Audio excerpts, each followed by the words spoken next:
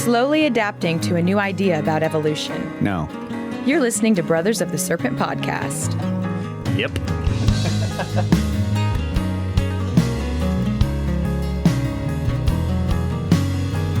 And it is Pi Day, ladies and gentlemen, boys and girls, angels and demons, monsters and serpents. Welcome to Brothers of the Serpent podcast, coming to you not live from the 10 by 10 by 10 tangent cube of science, nestled amongst the dusty bones of an ancient seabed high atop the Everest Plateau. Hold on while I adjust this mic. That's better. That is better. Yeah, Pi Day, Brad. I was talking to Brad earlier, and he was pointing out that 22/7 is the closest approximation to pi that you can get with a fraction. And I was just sitting here scrambling my brain. I was like, wait a minute, maybe it's double pi. Maybe it's 7. Yeah, many ancient cultures depicted, well, not many because fractions weren't always a thing, but 22/7 is a way to, is the closest fraction you can get to, 3.14159, et cetera, et cetera. Now I feel dumb. Thank you. I was just like, yeah. All right, cool. Pi Day. Yeah. Is it in the sky? Pie in the sky? Mm-hmm. Yeah. I mean, sort of. Calendars. Yeah, that's true. Stuff. One thing we were talking about, again, I've been saying this more and more on the more recent episodes, but I encourage people to get in the Discord. The conversations in there are fantastic. Lots of the people that you have become familiar with through emails are in there, and new people are joining every day. But earlier today, we were having a discussion on, well, we were kind of talking about, I want to just do this real quick before we get into space weather news, because... No problem. Yeah. But before we were talking about Göbekli Tepe and just other megalithic sites, and how, these are always targeted towards celestial things. I mean, it's celestial mechanics in a way, right? They're looking at movements of the sky, tracking things and pointing at stuff, and so we were talking about, why are the ancients doing this and everything, and of course we went through the standard ideas of, well, this helps them farm, and I pointed out that, we've talked to Randall about this, that all you need to do that is just put a stick in the ground. Yes. And so I kind of want to do this, just explain this real quick again, because this is just really cool. And I think you can never hear this too often, that putting a simple stick in the ground, a straight stick, and making sure it's plumb, straight up and down, you can track pretty much everything you need to track in terms of seasons with that. Mm-hmm.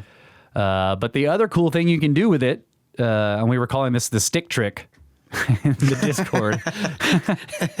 This is the stick trick, is find cardinal directions, and people were pointing out, well, like, hey, some people have the ability to just kind of know which way is north. And of course you can kind of estimate things by looking at the sun. If it's rising or setting, you can be like, okay, here's the cardinal directions, but you can get an actually pretty precise line on the cardinal directions with a few simple steps. Get a straight stick, nice, maybe one that's about as tall as you are, set it in the ground and make sure that it's straight up and down and it's plumb.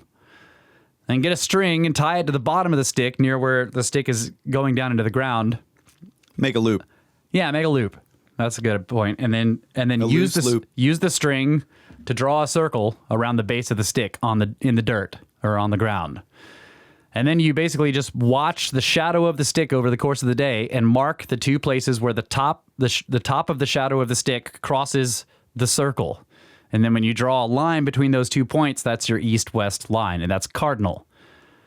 Yep. So 90 degrees of that is your north-south. North-south, right? So right now you try to estimate, what east and west is by the rising or setting sun. You're going to be way off. Way off, because it's rising and setting very far north right now. Right, for us. But depending on everyone, depending on where you are on the planet, that changes. But what's great about the stick trick is you can do this anywhere on the planet, it still gives you the precise line for east-west. Yeah, and if you were right on the equator, those two lines, like the stick, would be in the middle of that line. That's right. If it's the right time of year, because it would have to be equinox. Brain is trying to... It would have to be equinox. I think it's equinox, yeah. I'm sorry. But that's cool. And There's also a bunch of other interesting things you can look at. Just using a simple stick, the stick trick is really cool. So like you don't have to build giant stone structures to farm, is I guess the point. You know, or even to lay out north, south, east, west. Now that doesn't mean that they weren't doing that with giant stone structures. I can see that doing something with a stick like that would make you think, well, let's build something a little more permanent and cool, you know, and then kind of make it a sort of a ceremony, which totally happens. You know, solstices and equinoxes are times of ceremony for sure. So I could see that you might want to say build a more permanent structure than a stick in the ground. But the point is that it's not necessary. So I don't think that you can point to stone circles and things like that and say farmers. Yeah, and the other thing about you have to quit farming. The other build thing stuff about like that's what I was going to say. The other, you know, we basically are a great example. We started the Great Texinian Hill Hinge project. That's right. And it still only has 2 markers. That's right. Because we don't have time for that. We're trying to farm. That's right. And every time we think, man, we really need to go mark this date, we're like, there's so much other stuff to do. And yeah, or it's cloudy when we go up there. I mean, ain't nobody got time for that. Yeah. I mean, you're trying to farm. You don't have time. And we're really just making a bigger version of sticks in the ground, and it's still hard. Yeah. All right. Let's go ahead and do Space Weather News from spaceweather.com. CME impact possible this week. On July 19th, a faint CME left the sun. NOAA analysts believe the plasma cloud could graze Earth's magnetic field on July 24th or 25th. A similar slow-moving CME hit Earth on July 13th, causing high-latitude auroras. And a surprise visit from Steve. Steve again. Steve's.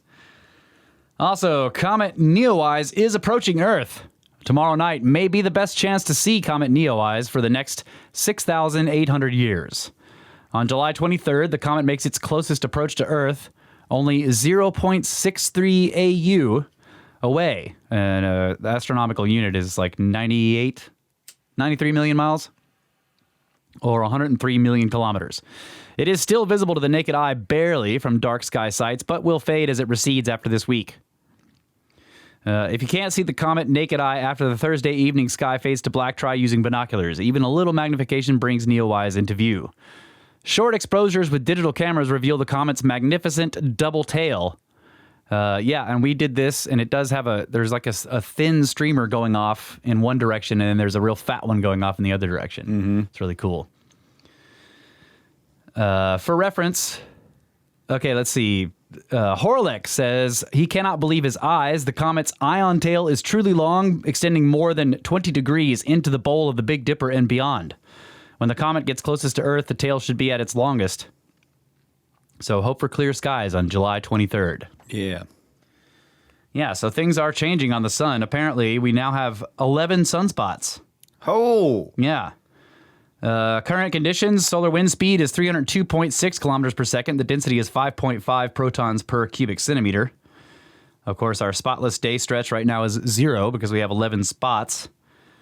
And the neutron count is high at 99.7% above the space age average.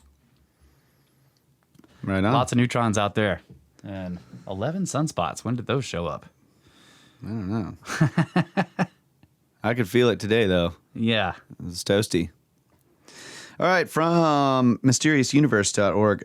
The phenomenon known as transient lunar phenomenon, TLP, or lunar transient phenomenon, LTP, covers the recurring observation of mysterious flashes of light on the surface of the moon, and these can take several forms.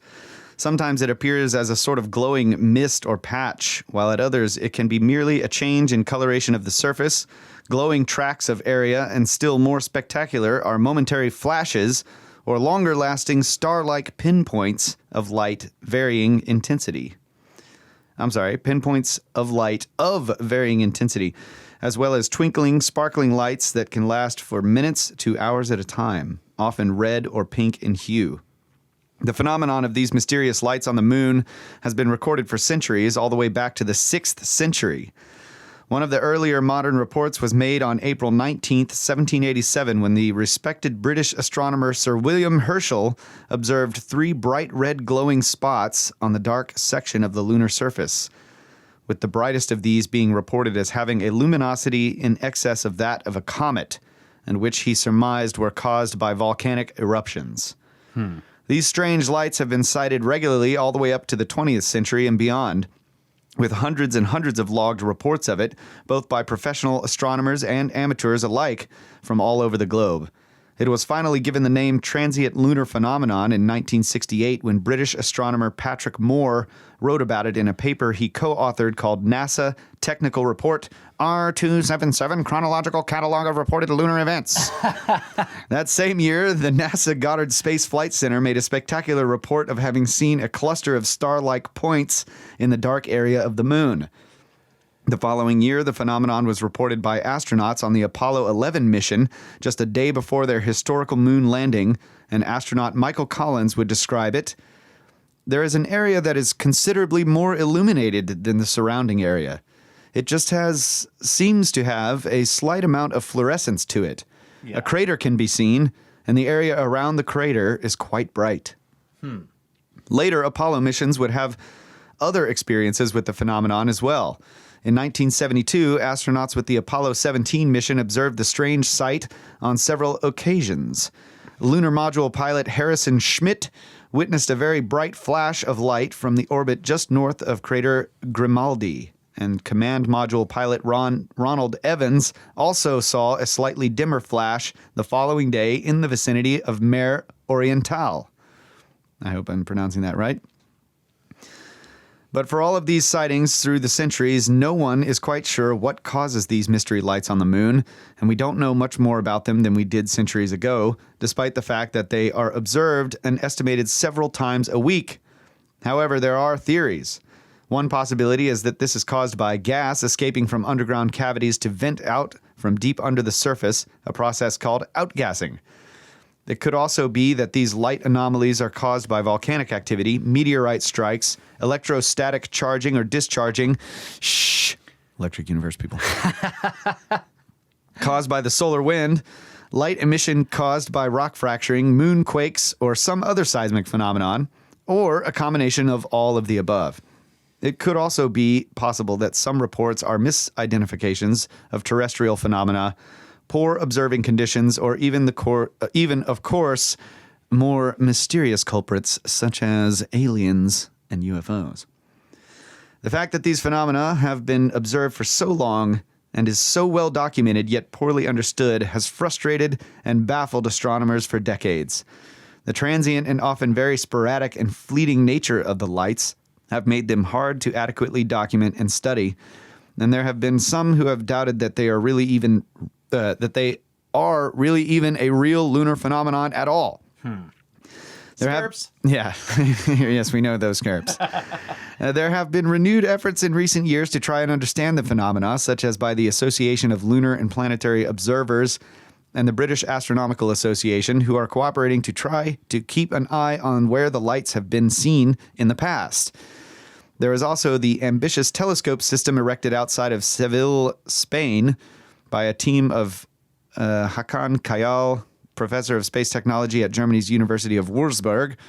This telescope is meant to be dedicated to casting a fixed, unwavering eye towards the moon, equipped with advanced AI and dual cameras, with the aim of detecting, confirming, cataloging, and recording the mysterious lights in an effort to gain more understanding of their secrets. Nice. That last part is great. Yeah. That's but really I cool. think I know what that is. I mean, it's the attitude jets keeping it in orbit. Spaceship Moonship. There you go. Yes. That's... You know, it needs a little adjustment every now and then. Heck yeah, dude. Some of those craters are just... It's attitude jets, man. You just, shoot out a little bit of gas and correct your orbit. Yeah, I like that. That's a really good one. Mystery solved. Mystery solved. Next mystery. You got any other stories? I have quite a few stories, but... I have a complaint. Okay. I am going to complain about news stories. Yes, this is a worthwhile complaint. I've been going through and collecting these stories and physics, cosmology, geology, all kinds of stuff. And I get so far into the story, 3 or 4 or 5 paragraphs sometimes, only to find out that the new discovery is a model. Yeah. And another model. And another model. Evidence for decades-old theory to explain the odd behaviors of water. A study detects the critical point between 2 liquid forms of water. This study is all about ways that water can freeze and get smaller and whatever it is, like 2 different forms under high pressure and all this kind of stuff. Yeah. Well, they're not actually doing any experiments. They're running models. And it's considered evidence.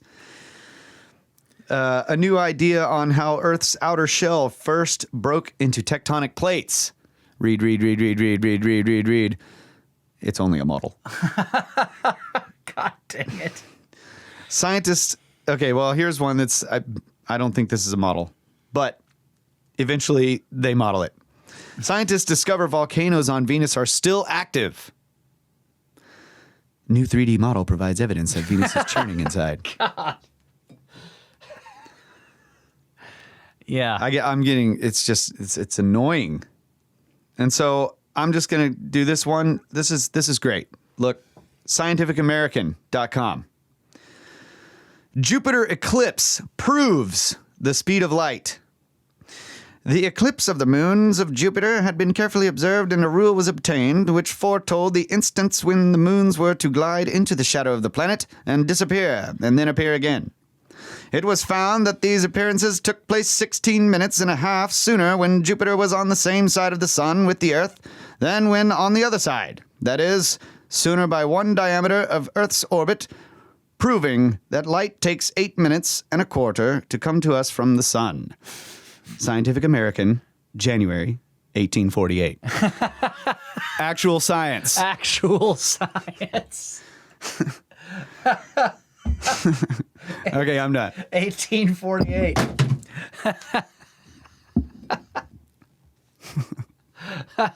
All the breaking news here, folks. They proved the speed of light because they measured the eclipsing or whatever when we were on the same side as the sun as Jupiter, and then we went around on the other side of the sun as Jupiter, and they measured it again, and they were like, it's proof. That's pretty cool. That is cool. More. Yeah. Anyway, we need more like that. So, I have some reviews here. Do we have donation messages? I'll check. Okay. So I can't remember which ones of these. I have a problem with this. I can't remember which ones of these I read last time, so maybe there will be some overlap. But this one is called Smart Mother. 5 stars. Found out about these guys through the Grimerica podcast. This is quickly becoming one of my favorites. Awesome. Thank you. From Frank Castle 987. Grimerica's actually whoops. What? Grimerica.ca/support. There you go. Yeah. Be nice in the chats. Yeah. This one's called Two Brothers Explore History and Science. 5 stars. The Snake Bros tackle history, stars, and snakes. Imagine if you realize history doesn't make sense, but you can't quite figure out why. These 2 farmers get the most popular alternative history guests and do a long-form conversations where they try to solve history's elaborate mysteries. Archaeologists have yet to take note, for legal reasons. Sometimes they spend a month explaining a historical book. It is wildly entertaining. I can only hope one day they find the electric universe theory. Yes. Still being trolled. What is that? Find what? Yeah, that's from Dave on Apple Podcasts. Let's see.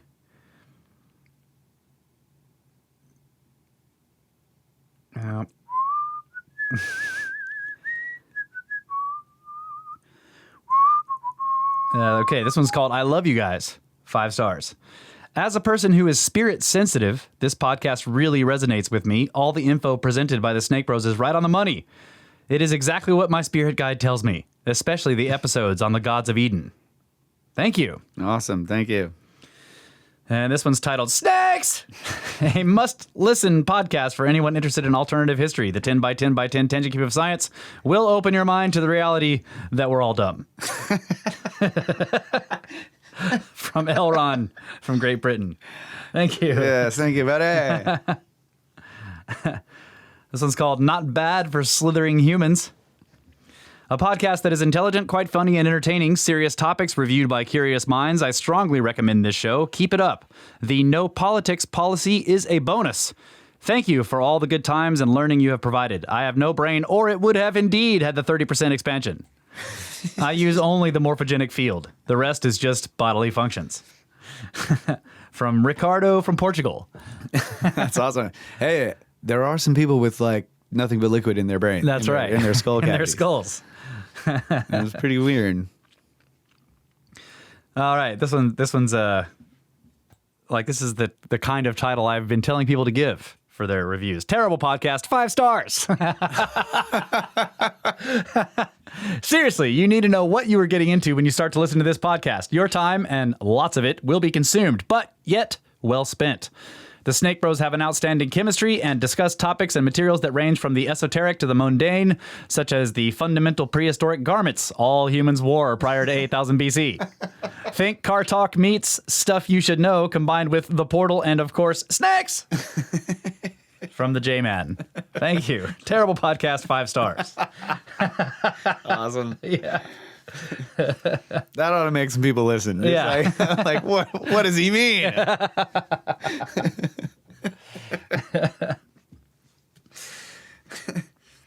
All right, that's it for the reviews. Thank you guys so much. You can, Yeah. if you want to add reviews, which we really encourage, you can go to the Apple Podcast website and give us reviews there.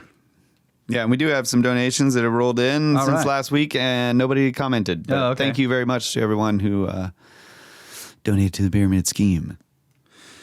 Yes, thank you guys so much. But we do have plenty of emails, so we can get started on those.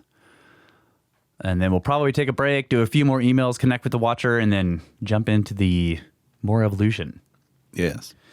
So first one here is a comment for episode 156 on the website from Anwit. We've gotten lots of good comments from this guy on the website, or girl. What?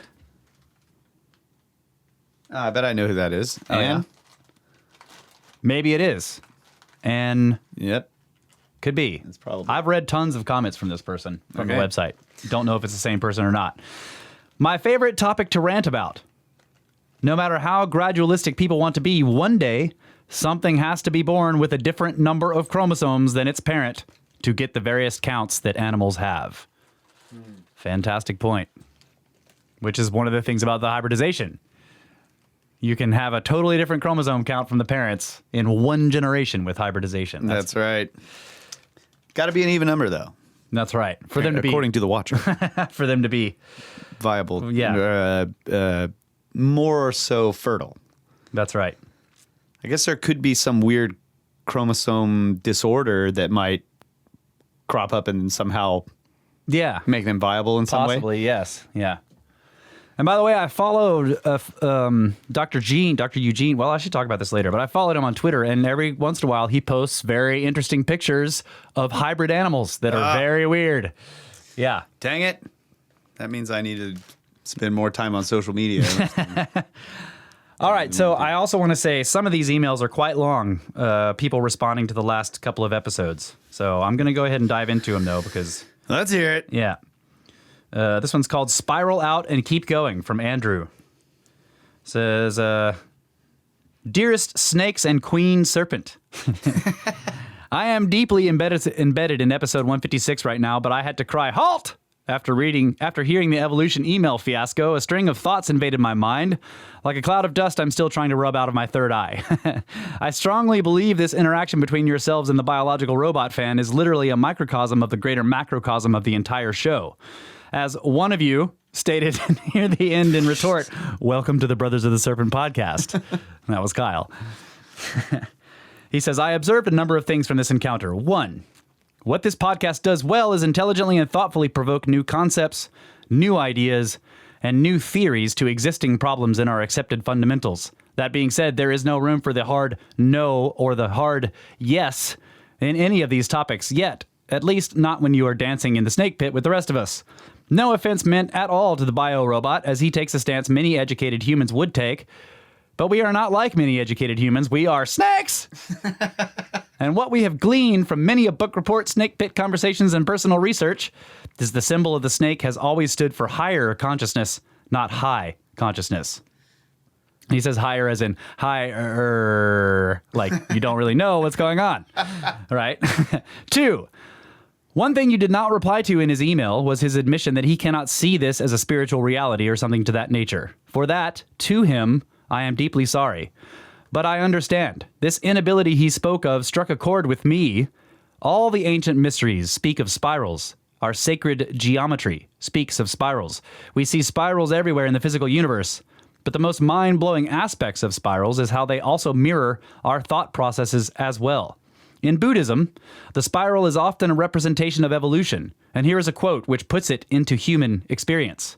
Quote, "The path isn't a straight line, it's a spiral. You continually come back to things you thought you understood and yet see deeper truths." Unquote. Oh, man, that's good. Now, of course, this is just a quote made by a human, so maybe it's just anecdotal. But for me, it speaks volumes. I was raised Christian. As I grew older, all religious notions became laughable. This is when I started to replace my Tool posters with arrogant science quotes instead. Niels Bohr, Richard Dawkins, Roger Penrose, even friggin' Neil Tyson eventually, they all became my rock stars. But it took psychedelics for me to understand how misleading all this was. After taking a heroic dose, the universe revealed to me all of its secrets. All of Tool's esoteric lyrics came to life, and my entire body disappeared before my eyes. When I got back, I absolutely could not look at life the same, although trying to explain anything I had experienced by using a logical framework just fell apart every time. I realized real fast that I was forced to have faith that any of it happened to begin with. That's when I understood religious faith, not of the many churchgoers necessarily, but of the devout who have had the direct experience itself.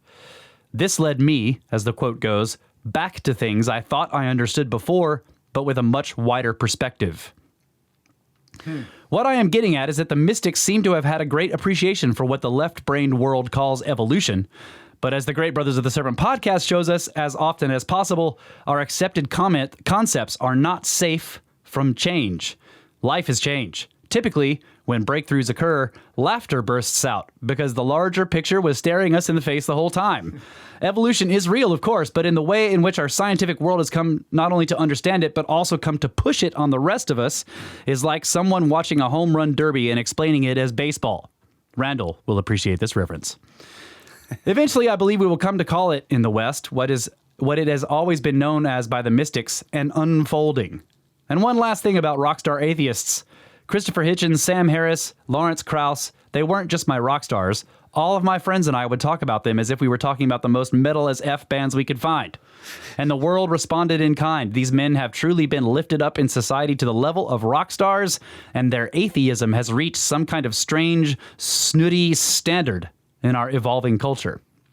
If there is in some kind of evil they out there, and I do mean if, they would be totally aware that the surface level religious stories that are pushed would certainly not enchant all of us. If we can hypothesize that there is some truth to the ancient stories about our true nature, the nature of the gods, etc., then it makes sense that their plan to conceal those facts would be twofold. For the easily led, give them a wrathful God.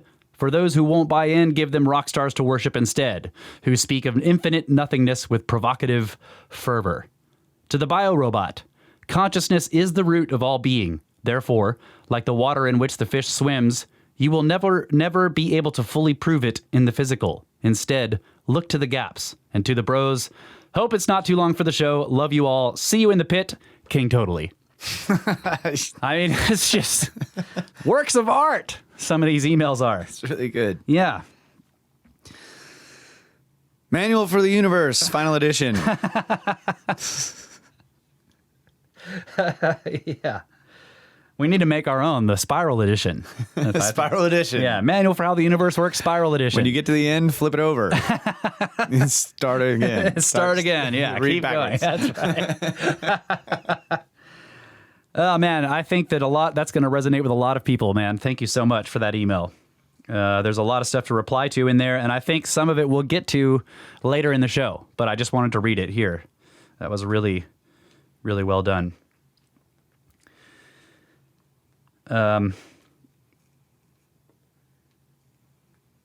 Okay. This is from Rob. He says, "Hey guys, listening to episode 156, great as usual. Listening to Nick's concerned about your supposed lack of knowledge regarding evolution sent up a big red flag. He left out probably the biggest genetics discovery of the past 15 years, epigenetics. To talk about evolution today without including epigenetics makes his whole critique pretty useless. A geneticist commented about epigenetics in Nature a few years ago, quote, epigenetics is a very scary topic to many geneticists, unquote.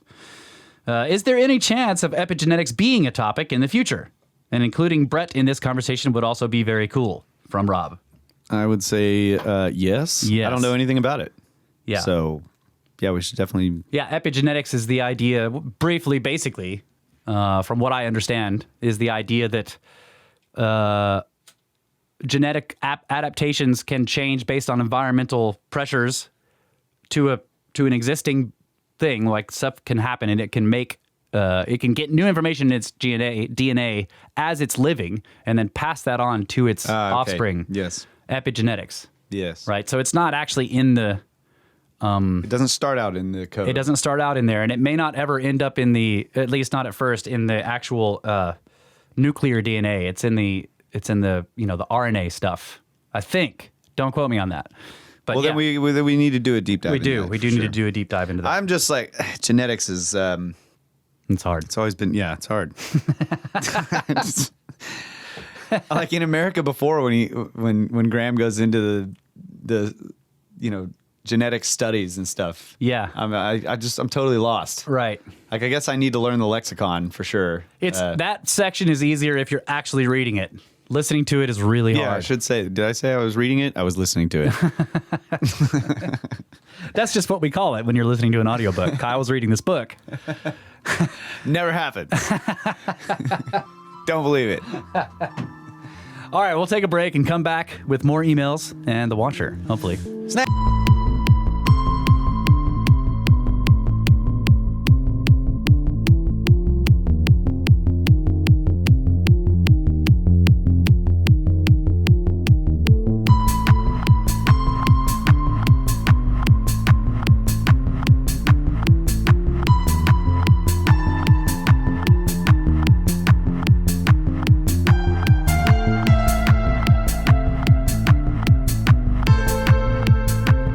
And we are back.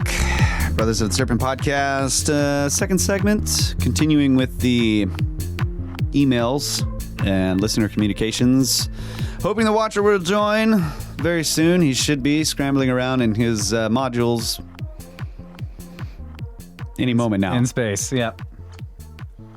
Yeah, he was told he had to move to a different module. Yep. So he's having to drag everything through free fall. And that takes a while. Yeah. Pressurize the next room. All right. This is another email this one's from Mr. Fontini. Hey, Fontini. Hey, Fontini. It's called Evolution Listener Email Follow-Up. It says, hey, bros. I apologize if this ends up being a bit long. Y'all read in a long email from a guy mentioning a quote from an older Brothers of the Serpent podcast, knocking evolution. I have been listening for a bit and also recall multiple occasions hearing what sounded like some solid knocking of the theory of evolution on the cast, which took me by surprise as well. After listening to the listener's email and your response, I wanted to summarize what I think I hear to be the disconnect in case it might settle some confusion and provide a unified lens of understanding. To start, I Googled the definition of evolution. Classic. Spent 5 seconds on Google finding out what evolution is. So, quote, Evolution is the change in the characteristics of a species over several generations and relies on the process of natural selection, unquote. Correct me if I'm wrong, but the way I see this misunderstanding is simply that you guys are not big fans of people who follow the standard model, which I am so thankful for. Though in the case of evolution, I think you and the listener would both agree evolution, or natural selection, is happening all around us all the time, evidenced by the cases of natural selection/adaptation provided by the listener. Ignoring the idea that all species are related, I think the concept of natural selection evolution can probably be agreed upon. The disconnect here seems to be that you guys also believe that there is strong evidence of, for lack of a better word, catastrophism, and possibly other types of events and occurrences that have also contributed to the changes seen in life on Earth over the many, many years. I think, also, most can agree on this. To some folks, the comments in some of the previous casts might convey the idea that you guys think evolution is 100% horse hockey. But in reality, it's horse shit, which is a worse form of horse hockey, when people follow the bit-by-bit, drop-by-drop ideas and do not acknowledge the possibility of other contributors to the changes. Am I way off here, or is this in the right direction? No, I think you're on. Yeah. Is that the end? Nope. He says, anyway, I'm really glad this listener wrote in and got y'all to talk about this because now I know y'all don't think evolution is 100% horseshit and the little hole in my heart has been healed. No. Which may be an adaptation that is developed in humans through natural selection over time. LOL, that was a joke. And also I put quote unquotes in here to see if they would be read. Love you dudes. Can't wait to sport the snake hat on all future adventures around the world. Hugs and kisses, Mr. Fontini. All right, buddy. Yeah, no, I think you're right on. I think that it's a very analogous to the uniformitarian issue, which we've discussed a lot, right? Uniformitarian geology is punctuated by catastrophe. That's right. So there is a camp that wants to say it's all uniformitarian or uniformitarianistic change. Yeah. And yet it looks like the most significant change actually happens during the very short-lived catastrophic periods. Yeah. So evolution, adaptation, survival of the fittest. What did he say? Survival of the fittest and adaptation, not evolution, but the other, natural selection. Natural selection. Is like the uniformitarian part. Yeah. Right?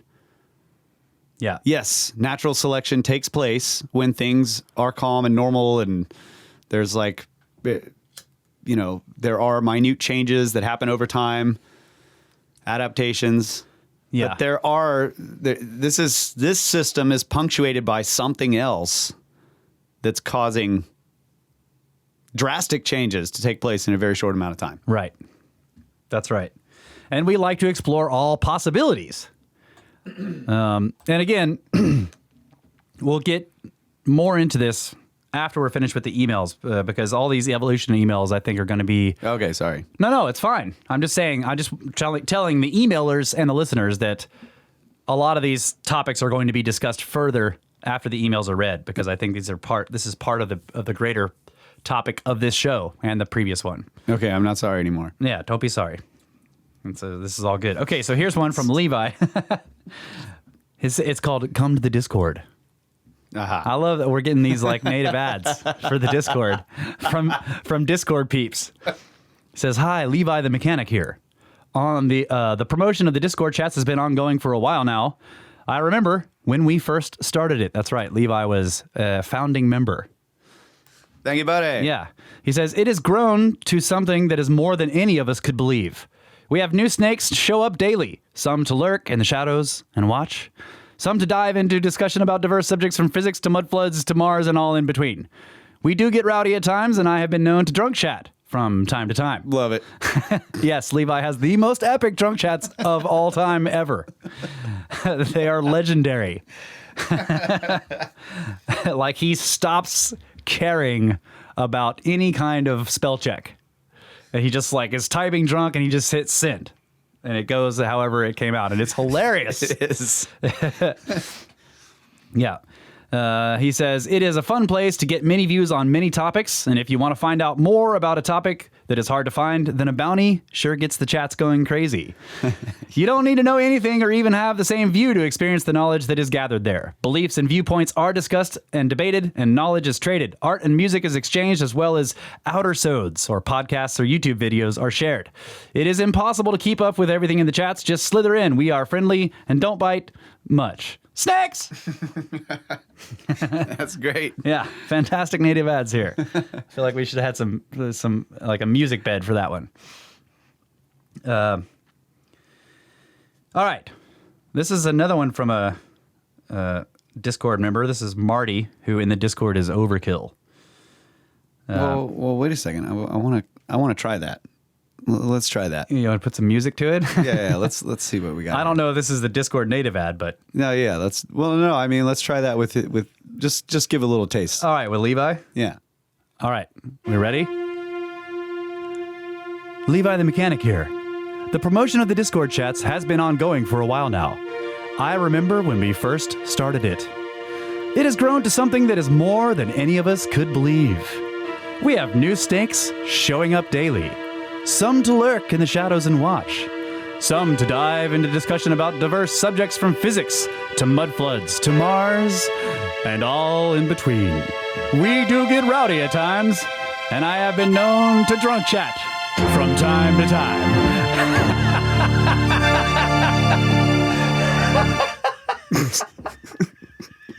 Yeah, we can make that happen. Yeah, we can totally do that.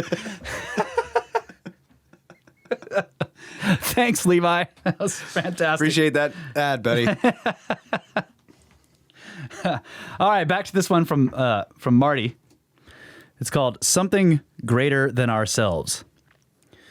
He says, Dear Snake Bros, after listening to Nick's comments in episode 156, it struck me that both of his criticisms were seemingly predicated on his disbelief in the existence of anything greater than ourselves in the universe. Rather than engaging in a debate over the shortcomings of neo-Darwinism, which I know you are eminently well equipped to enumerate yourselves, I would instead like to present the following allegory, which I believe is analogous to the fundamental question at hand. In the not-too-distant future, a consortium of nations sends a space probe to a far-off planet in a remote solar system within the Milky Way galaxy. When the probe lands, it dispatches several rovers to collect data and survey the planet's sweeping terrain. One day, while conducting its mission, one of the rovers discovers what outwardly appears to be some form of advanced craft. The rover then begins to inspect the object, which is suggestive of engineering far beyond our capabilities to replicate. After extensive investigation of the outer surfaces, the rover accidentally discovers a panel, which opens a previously imperceptible entry hatch. As the rover peers inside, it sends back images to Earth of what appears to be some form of extraordinary, elegant control center. As the rover investigates further, it finds a vast number of passages and compartments, many of which contain what appear to be a variety of complex mechanisms of unknown function and purpose. Eventually, the rover discovers evidence that the presumed control center is linked to what appears to be a device for converting and directing energy from its surroundings to various functions within the craft, including navigation and propulsion systems. However, none of the scientists reviewing the footage understand how they function, and they simply speculate on theoretical possibilities of how each must accomplish a given task. As researchers scramble to make sense of the ever-increasing amount of data being received, an announcement comes in over the PA system that one of the other rovers has discovered another craft. However, this one appears quite different than the first. With the lessons learned from the previous discovery, the second rover is quickly able to gain access to the inside, where it finds a completely different arrangement of seemingly similar equipment that found within the preceding craft. There are fewer compartments in this one, and the control center is simpler, but energy conversion and propulsion systems appear quite similar. Then comes another announcement that yet more crafts have been discovered on the opposite side of a ridge. And these crafts are numerous and of a wide array of shapes and sizes. For years, teams of scientists review the data collected from the dozens upon dozens of outwardly distinct craft. Although some are vastly larger and many much smaller, they all seem to share similar internal structural attributes, but none appear to be quite as elegantly constructed as the type initially discovered. For decades, research is conducted by all the top scientists around the world in a seemingly futile attempt to unlock the secrets of these unimaginably advanced constructions. Yet every breakthrough only increases the realization of even greater inherent complexity. This clearly does not reflect well on the scientific community, and over time it begins to impugn their stature in the public eye. The questions raised by these discoveries are perplexing enough, but of greater significance is the inevitable contemplation of the potential capabilities of the architects of such creations. The inability for scientists to adequately respond to these questions raises doubts where there had been previously only categorical acceptance of their views as the sole authority concerning all fundamental questions of life. As the call for answers grows louder, it is clear that the far-away discovery has raised questions right in our backyard which simply cannot be allowed to persist unabated. To rectify this situation, a global scientific summit is called, where the greatest minds meet behind closed doors to discuss and debate the nature of these incomprehensibly complex constructions. Finally, after weeks of deliberation, a press conference is scheduled to announce their findings. When that day finally comes, the entire world tunes in to the media coverage and watches with bated breath, anxiously awaiting the revelation of answers to arguably the greatest mystery ever faced by all of mankind. Silence ensues as the globally recognized spokesperson for the scientific community stoically approaches the array of microphones. The highly venerated representative then begins an eloquent presentation detailing specific areas of research undertaken by teams of eminently qualified researchers. After highlighting a seemingly eternal amount of supporting photographs and charts, there is a moment of pause indicating that the crucial moment has finally come. The representative looks up from the prepared notes and declares, after careful review by the entire global scientific community of the vast amount of data collected over a span of several decades, it has been definitively concluded that the objects discovered on that faraway planet are natural formations created by random geological processes over millions of years. The science is settled, and 7.8 billion people go on with their lives no longer burdened with contemplation of something greater than themselves existing in the universe. The end. Epilogue. Snakes! Yeah, that's really good. So I guess the implications are obvious. The spaceships are life forms. We get in and just discover more and more complexity and more, and diversity. Yep. And eventually it's like, yeah, this just happened by random accident. chance. Yeah. That's awesome. Yeah. A really good analogy. An excellent one. Well written. Yes, sir. Sir. This guy's written a book. You guys should get it. Has he really? Oh, yeah. Yeah, he wrote a... Now I feel bad because I don't remember the name of it, but he wrote a book about monster trucks and the evolution of that kind of of that kind of... Oh, okay. Yeah. I mean, and the team that he's on is called Evolution Overkill, right? Overkill. Yeah. I didn't realize that Overkill was Evolution. Overkill. I saw him Overkill at Evolution. the, Yeah, I'm sorry. Overkill Evolution. So I saw him at the Monster Jam in San Antonio. I was working the event as first aid. He kicked ass. Hey, nice. Yeah, buddy. He's in the Discord chat. That's right. Join up. And he did write a book about the he basically he's just looking at the science of mechanics and stuff coming all the way up, starting with the wheel and coming all the way up to monster trucks. That's really cool. Yes. Very cool. Thanks for that, buddy. Yeah. All right. Next email. Okay, so this is from Josh. This is about Vermont Chambers and Sites. It says, "Hi, Snakes. Listened to your episode about the Vermont Chambers, and it sounded like you guys know someone or a group currently working at some sites. Anyway, can I have their contact information? I'm asking because when I went to look at a chamber at Calendar 2, I realized it was particularly across the street from a house I went to 7 years ago. In their backyard were what I thought were colonial old homes, but after seeing the ruins in front of the chamber, I realized that they look awfully similar to that structure. Keep up the amazing work, and looking forward to hearing from you guys." We don't know anybody working on these things. Well, we were in contact with someone who was in contact with people who had done work in the past On Smith Farm. on a Smith Farm site. Yeah. And I was given their contact information. I called multiple times, left messages, sent an email, never heard anything back, and gave up. Yeah. So I don't know how to get the data either about the Smith Farm site.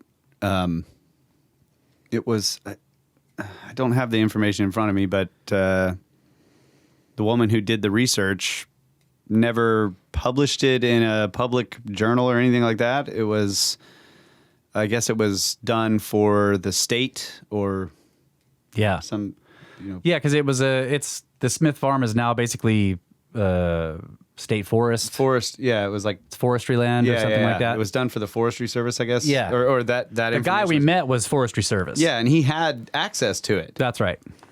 So Access to the data. Yeah. But he couldn't. He gave us a little bit and he told us how to contact the people, but he couldn't just hand us all the data because it was, he was like, look, this is their work. You're going to have to get in touch with them. Yeah. And we could never get response for them. So, yeah. So yeah. Really interesting site, though. Check out Smith Farm. Yes. Check it out. And the calendar 1 and 2 we went to are not the same ones as the ones you went to, I think. But there are multiple places in Vermont called Calendar 1 and Calendar 2. Oh, really? Yeah. Okay. Okay, so last email here. This one is from the brew pastor. All right. And it also is long. Getting long emails on some of these. All right. So he says, frickin' A, Snake Bros. Frickin' A. He titles it Light and God and Pies in the Sky. Light and God and Pies in Skies. And this is actually not about the evolution one. This is about the previous episodes. Okay. He says, episodes 153 and 154 were an amazing combination of explorations into light and God and pies in skies. I understand the concern that you guys expressed for the stick to the pyramids crowd, but I just wanted to make sure you know how amazing it was to listen to the depth of the ramblings on time and light and your personal faith experiences. In other words, frickin' A. I mean, you guys know that I'm a pastor of a Christian church, but evident as it must be my participation in all things serpentine, I enjoy questioning deeply this world that we live in and what it all really means. The topics in 153 and 154 were more than just interesting to me. They have clarified for me something that has long been part of my preaching and worldview. So let me try to explain. First, like someone who emailed recently, I was moved to hear both of you talk about your faith and your Christian upbringing in episode 153. Not because I'm the Snake Force's resident Christian apologist, but because I related so closely through my own story to what you guys were talking about. Kyle, you said something beautiful, something preachable in reference to your spirituality, and it bears repeating here, only lightly paraphrased for clarity. Quote, it's very different and subtle, but still, at times, I feel something very powerful, and it's beyond anything that makes sense in terms of physics, unquote. Yep. To hear words like this from someone who loves physics and often describes himself as the, quote, materialist reductionist, unquote, speaks volumes to me about how, for many of us, seeking truth through science is not mutually exclusive to seeking truth through faith and spirituality. Kyle, you went on to talk about how things get added over time, and that often they aren't true or right. I feel like the major disconnect in the world today between faith and science is exactly that, and on both sides. Faith adds behaviorism and institutional dogma. Science adds reductionism and their own version of institutional dogma. And on both sides, it rightly leads to Jesus' quote that you mentioned, forgive them, for they know not what they do. Russ, you pointed this out in your illustration that people often argue against their kid pictures of religion. So often, faith is tossed aside when those kid pictures don't hold up anymore. But we see this in science too, right? How many standard model honks are clinging to their own kid pictures of science? Frickin' A. There's Frickin' A, man. Frickin' A, man. Yes. There's so much more.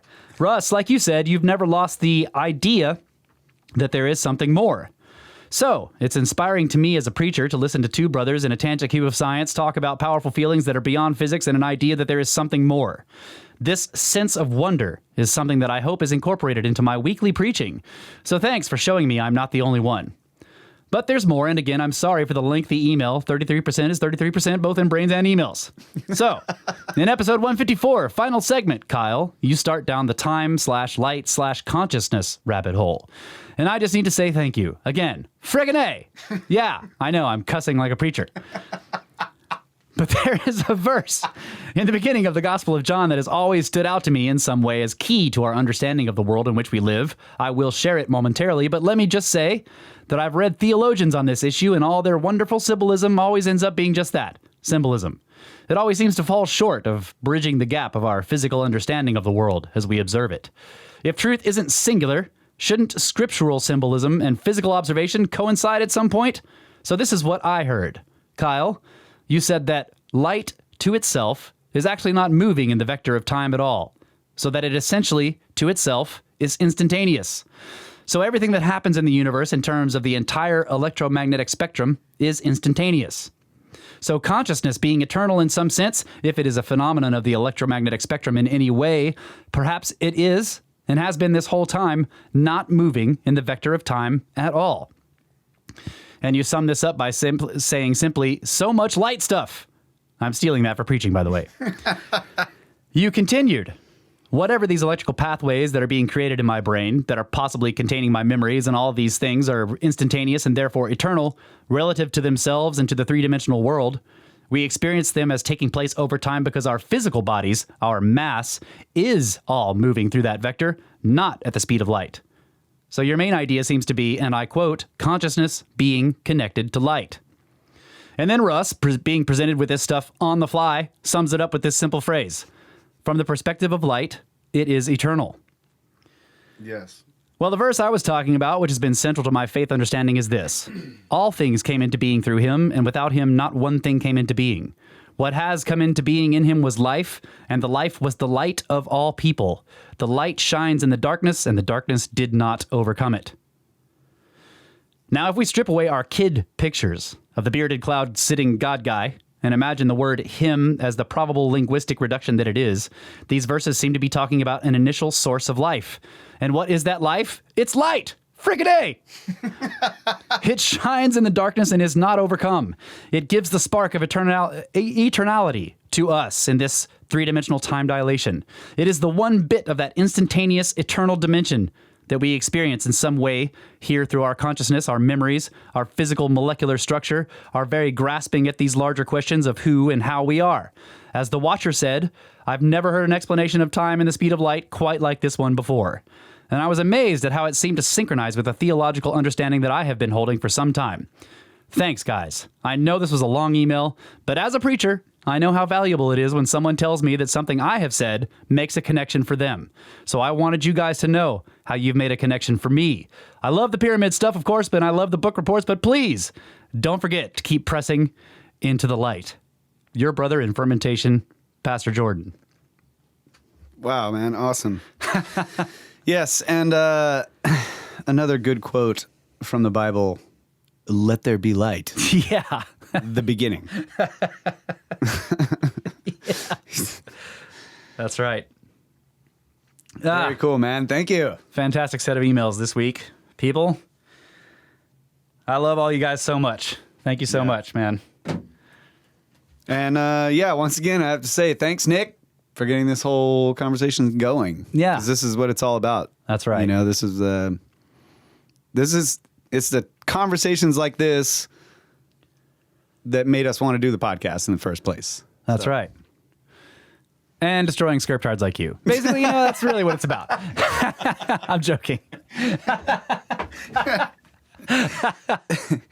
Yeah, and that has also been a part of Brothers of the Serpent long before the podcast. That's right. We nail each other all the time. That's right. So, nothing personal. That's right.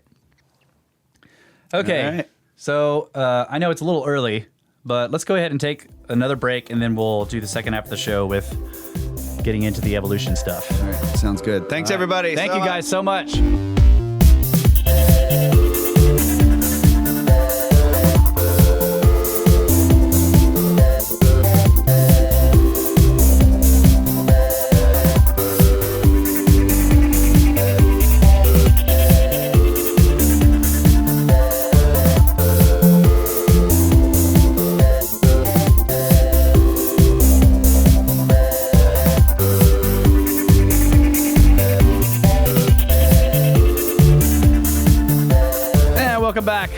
ladies and gentlemen, to the Snake Bros Institute for Advanced Coprolite Studies, where there are no degrees, only certificates of ignorance that you have to print yourself or draw with crayons or however you make them.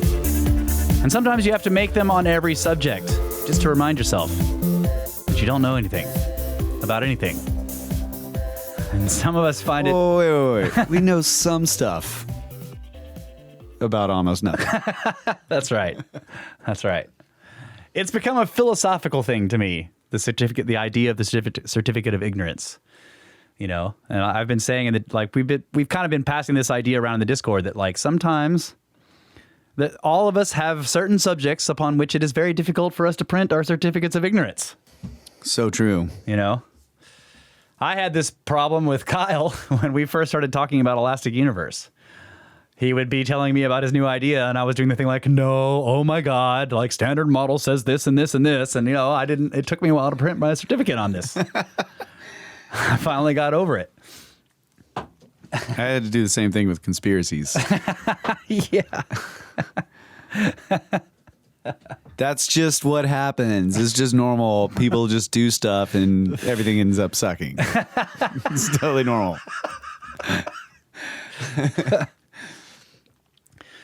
So, I spent a lot of time thinking about the last episode and listening to it and learning from it and thinking about things I could have said. Sort of just, I spent all week thinking about this subject based on the conversation we had last episode. So one thing I want to, there's a couple of topics I want to start with here, and one is I think there's a language issue, and that is that the difference between evolution as a thing that happens and the theory of neo-Darwinism, or as Dr. Eugene calls it, synthesis theory. Yeah. Okay. So in the past, when we've been talking crap about evolution, what we really mean is the neo-Darwinist view of the mechanisms.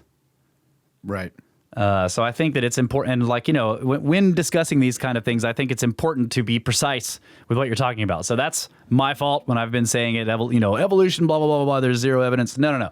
It's the neo-Darwinist approach to the mechanisms that cause the phenomena of evolution itself that I have problems with, not evolution itself. Like, we can look and see the diversity of life and see that somehow this stuff has come about. It's the neo-Darwinist or synthesis theory mechanisms that I have a problem with. So I'll try to be more precise with that language in the future, and maybe that will be less confusing to people who are listening. Yeah, that's a good point. So I've had a thought about this hybridization theory, and that is, it doesn't explain how the first life form came to exist, yep, or how that became two different ones that could then create a hybrid. Right. I've thought of that too. So that may be some microbiological stuff that you know, maybe the watcher knows more about that, because there are when you have these single-celled things and they start splitting, it's almost like it isn't really the same. It doesn't work the same as two things mating. Right. So, but again, you still have the problem of life beginning in the first place. You have to Yes. start out with DNA to be able to hybrid stuff, right? Yes. To hybridize things. So yeah, that may be where the cosmic picture comes into play. So, yeah, what you're talking about is cellular mitosis, and it creates clones of the original. Yeah. There's no biodiversity that's created. You can get a mutation, but usually it ends up in the death of one of the daughter cells. Okay, so how often do you think do they have ideas on how often a mutation would be a viable thing that would basically generate a new line of that kind of microbiological life? Has Usually this been it's somewhere observed? in the 1 out of billions, Ah, like 100 millions of opportunities. It's the same way when you're looking at human reproduction, because a majority of the mutations that occur are non-viable and lead to what's medically called spontaneous abortion or miscarriage. right. And so that takes place with the with a single-celled life, it just dies. It just doesn't work. Right. The clone just fails. Essentially, yeah. Yeah. Now, what about like, I can never remember how to say this, like the non-eukaryotic cells, the ones that don't have. So like prokaryotes, that would be the non-eukaryotic? Yeah.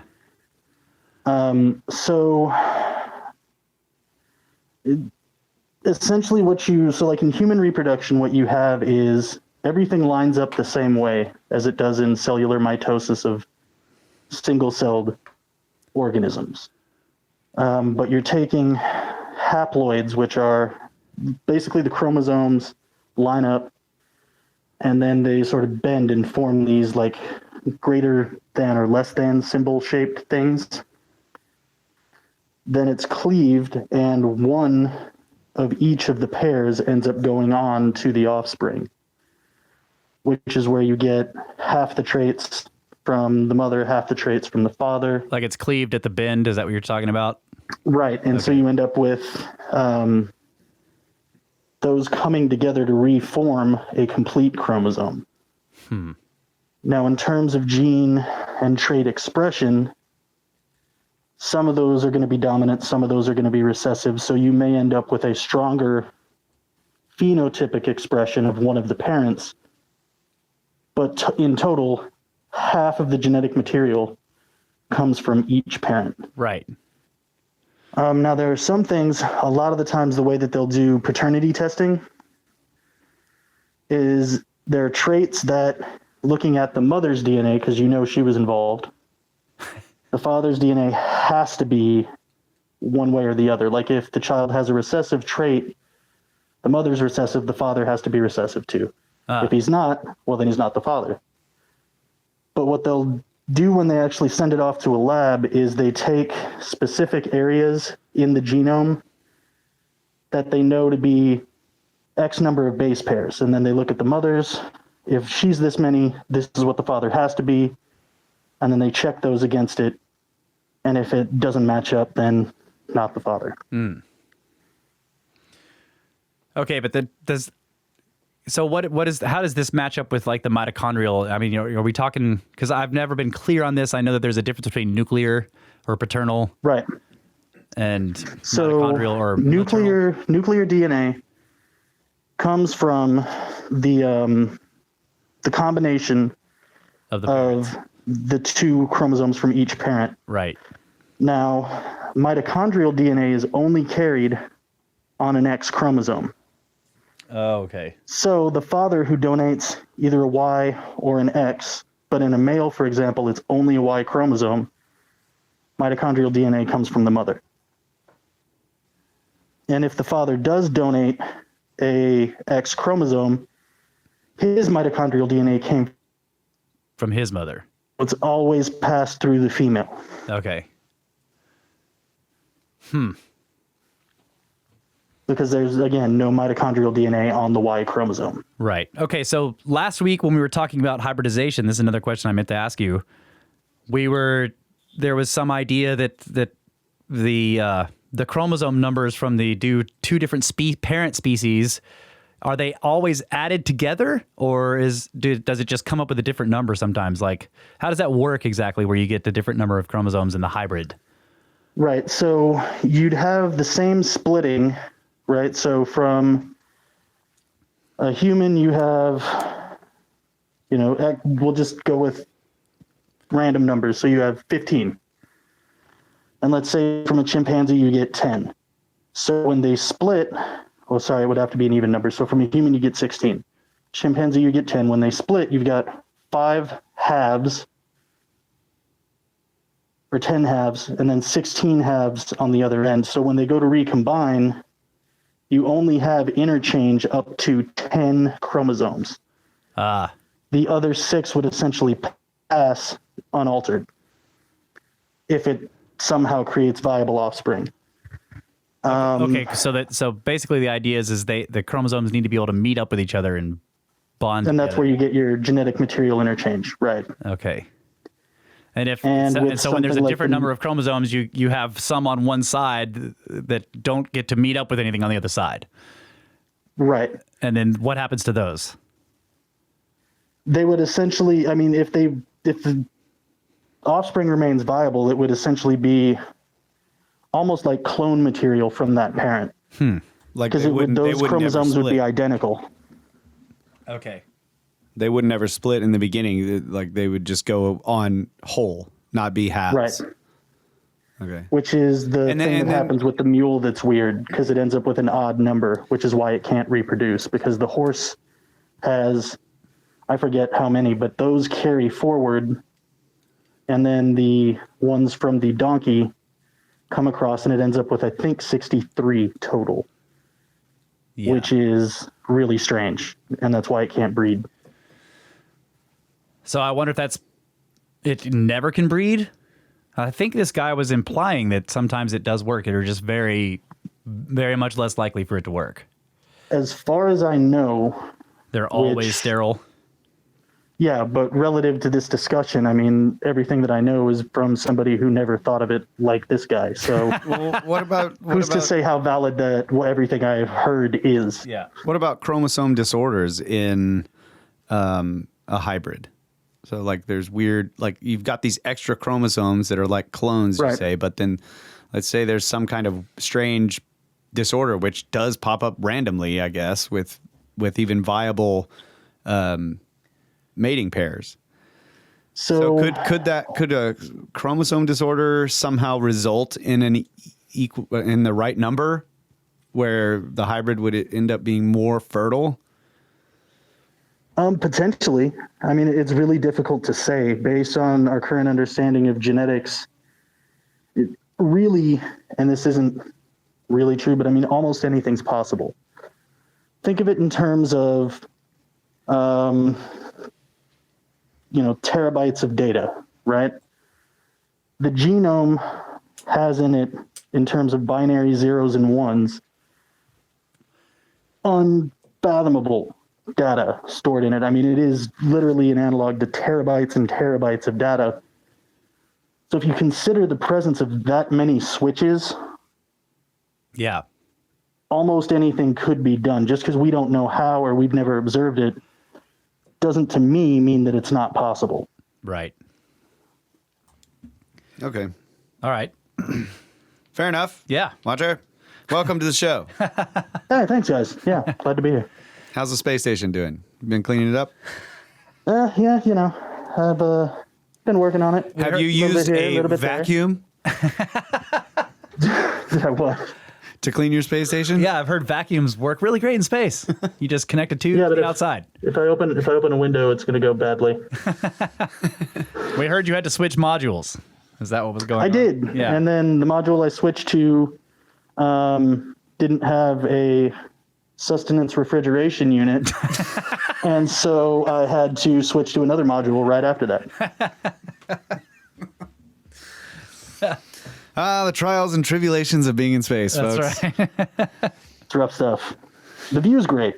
Yeah. But, you pay for it. So another thing I was thinking of is, I struggle to come up with analogies for some of the stuff we talk about, or at least for the ways, analogies are always imperfect. But I try to, I think that they're at least useful for demonstrating how I think about certain topics, so that maybe the analogy itself is completely wrong in terms of what the topic is actually supposed to be like, but it does just illustrate sometimes how a window into your mind. Right. Yeah. So in terms of adaptation versus speciation, I was trying to think of, how can I explain my problem with that leap, what I see as a leap in speculative logic, right? And so this is what I came up with. Imagine a bedroom in a house, okay?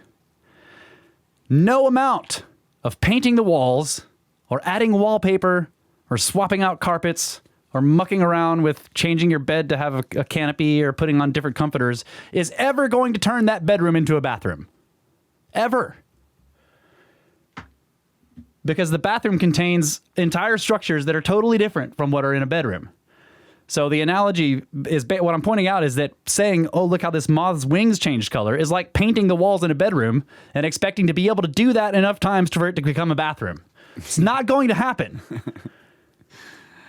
Those little adaptations that are just like basically cosmetic, are not ever going to generate new complex structures, is what I'm trying to say. And you can't piecemeal turn a bedroom into a bathroom and have any parts of it make sense without just doing it all at once. Yeah. If you and then people pointing out, well, look how the bedroom and the bathroom both have things like concrete floors underneath their carpets, and they have walls and ceilings, so they're the same thing, really. Well, no, they're not, because there are complex structures in a bathroom that don't exist in a bedroom, and vice versa. Yeah.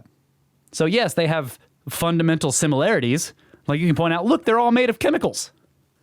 Yeah. I mean, come on. What? There are chemicals in us?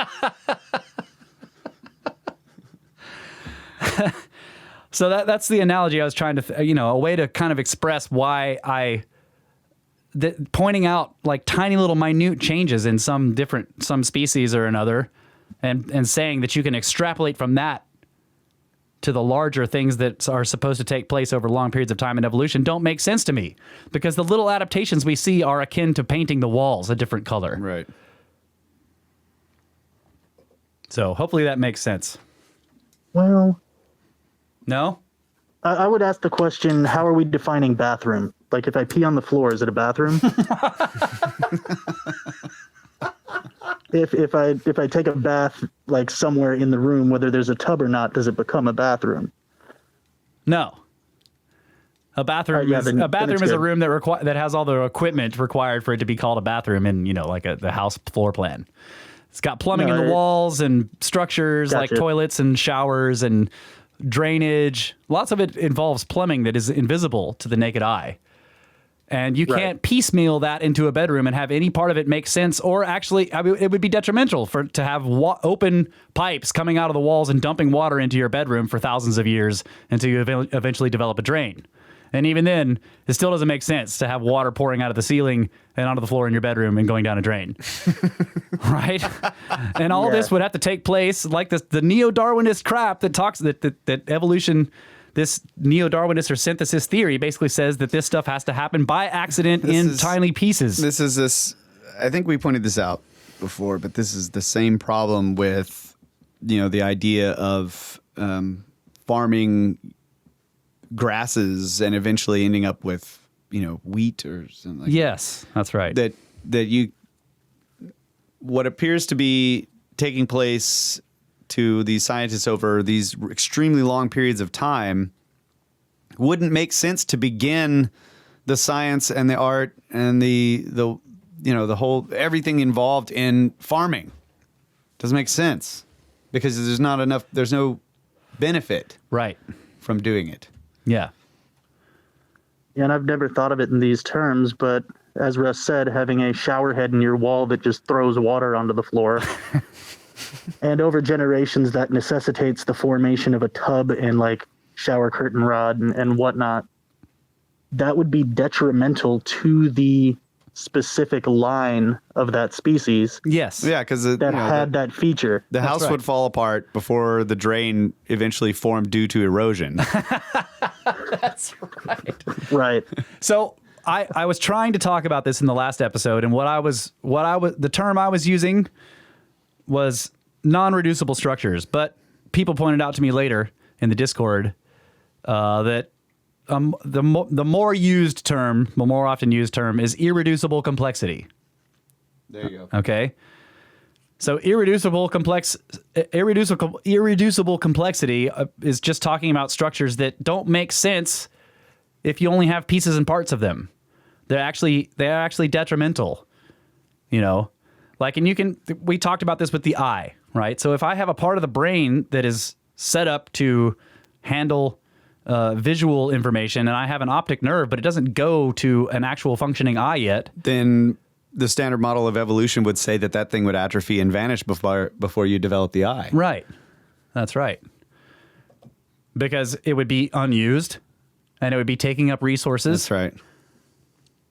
So, you may not say, well, this would kill the animal outright, but it's definitely using up big pieces of brain, use up resources, right? Use up chemical resources in the body. So, irreducible complexity is talking about structures that can't appear piecemeal. They have to show up all at once or they don't make any sense. And a toilet is one of those things.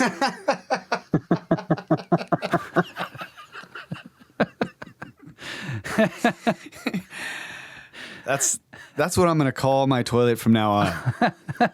I've got to go use the irreducible structure.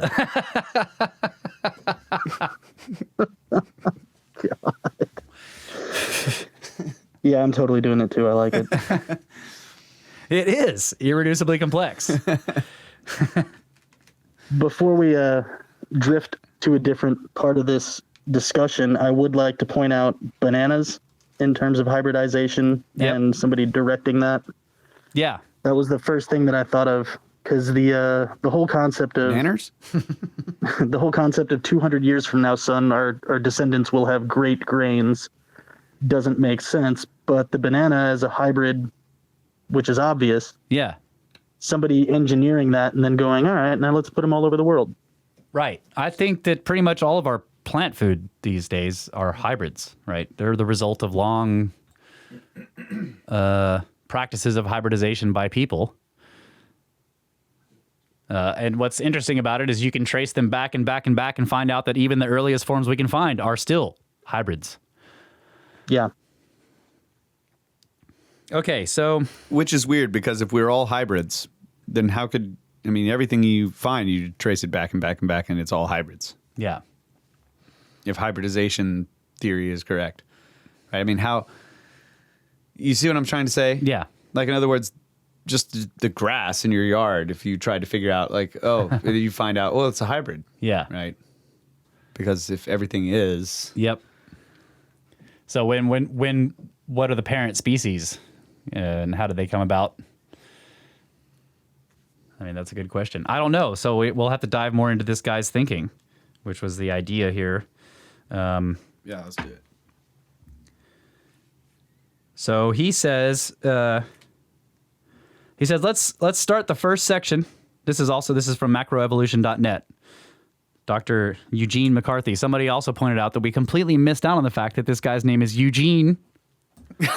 Okay. And he's a geneticist. How do we miss that? I don't know. Okay, he says, let's begin the first section with a discussion on the origin and meaning of species, a word that lies at the center of modern biological thought. So he says, for many, an evolutionary theory is an explanation of the origin of species, but, in fact, the definition of species has long been in dispute. It is a vague and ambiguous word, a fact that most biologists would readily admit. The ultimate purpose of this discussion is to make certain claims about the nature of the evolutionary process. I am convinced, however, that it would be very unwise in beginning such a project to pass over the fact that species is, in fact, an ill-defined entity. How can we expect to construct a clear explanation of the evolutionary process if a key element in our account has no clear meaning? This first section, then, will focus on the history, meaning, and usage of species. It will not gloss over, as do many works on evolutionary theory, the problems associated with this word. Such a discussion is presented here not only to explain the fact that stabilization theory makes far less use of the word species than does conventional theory, but also to make some important points about the nature of evolutionary debate. In particular, this first section will look closely at this word because any clear argument of any sort must define its terms.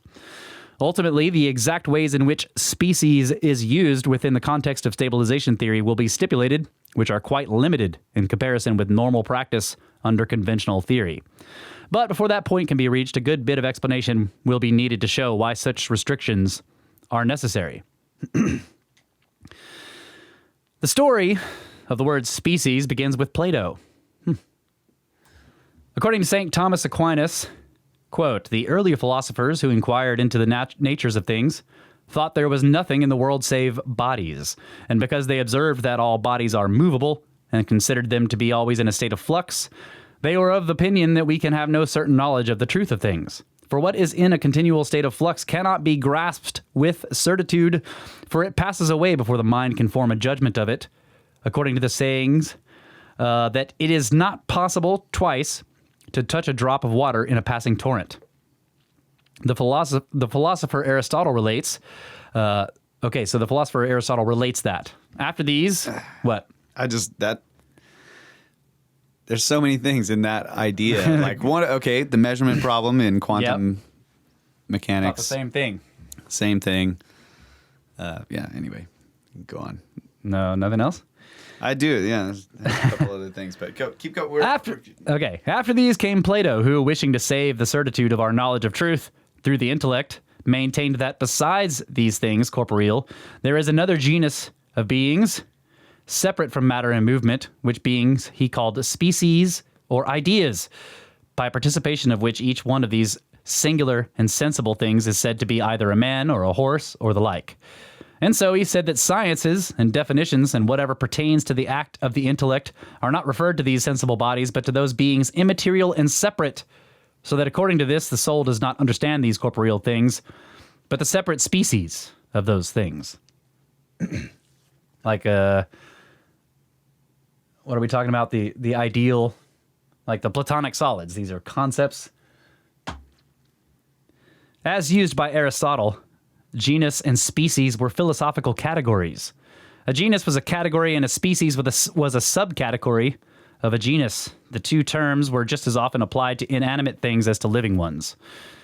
For example, it would have been nothing unusual to say house is a species of the genus building. Or a bathroom is a totally different species than a bedroom. That's what I say. Aristotle defined a thing by specifying, and he gives something in Greek here, which might be rendered in English as the what it is to be of that thing, i.e. that which makes it what it is. To specify the essence of any given thing, Aristotle stated its genus and its differentia, the quality distinguishing it from others of the same genus. For example, he defined human as a rational animal. Animal is the genus and irrational the differentia. Aristotle's system of logic was basic to the thought of the schoolmen who laid the foundations of biology in the early modern era. Is Watcher typing stuff? All right. The natural order. Early naturalists also thought in terms of Plato's theory of ideas. Under this view, there were two separate worlds or realms of being. There was this world, the one perceived by the senses, the world of sensible things, and there was a second imperceptible world, the world of ideas. Medieval churchmen had argued, and the schoolmen of the early scientific era still accepted, that God had created this perfect world of ideas that gave it order, that it gave order to the perceptible world. The ideas in their separate realm were eternal and immutable. The perceptible world, the individuals of a given type differed in non-essential details. Each was an imperfect representation, an exemplar of an essential, eternal, perfect idea. They are seen as mere reflections of an imagined underlying perfect natural order. The words used to refer to these ideas or types were those of logic, that is, species and genus. All of the various existing types of organisms were considered eternal and immutable because it was believed that the various essentiae were the supposed principles by which things were made were themselves eternal. This notion of a parallel world inhabited by the eternal essences of a divine order will seem far-fetched to most modern readers, but it was generally accepted by early Christian thinkers and by the schoolmen of the medieval and early modern periods. They strove to construct a hierarchy of classification that reflected the existence of a logical, natural order, demonstrating the existence of a rational divinity. The best thing in creation, asserted Aquinas, is the perfection of the universe, which consists in the orderly variety of things. In his magnum opus, Andrea Celsapino, probably not saying that right, the first great systematist, I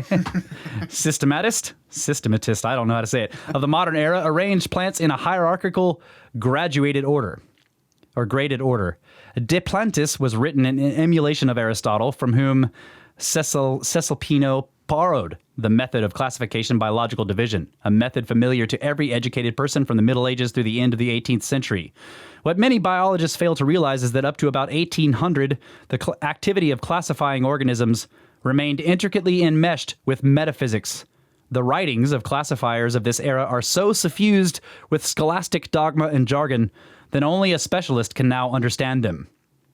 The creator of the modern system of biological nomenclature, the Swedish naturalist, was no exception. So he says that the reason these are hard to understand today is that many of the terms used by him, like genus and species, name, to know, and natural system, have the very special meanings which these terms have in the system of scholastic logic. In school, Linnaeus had excelled in logic, and he was so evidently deeply impressed by the precision of this method. From Cesalpino on, every botanist has applied logical division with more or less consistency, and it still dominated Linnaeus. And it's principally from Aristotle. Okay, I'm sorry. It is principally from Aristotle that things are derived, the traditional notions to which natural history was to give application, beginning with the Renaissance. Thus it was that the end of the 16th to the end of the 18th century, the project of distributing all living beings, animal or vegetable, into a hierarchy of collective units enclosed one within another gained such a hold upon naturalists that it finally seemed to them the formulation of their scientific task. So the same sort of hierarchical system, with categories enclosing categories, is still in use today. However, unlike modern naturalists, the schoolmen thought of these categories as corresponding to the eternal ideas resident in their parallel world beyond the reach of perception. Huh.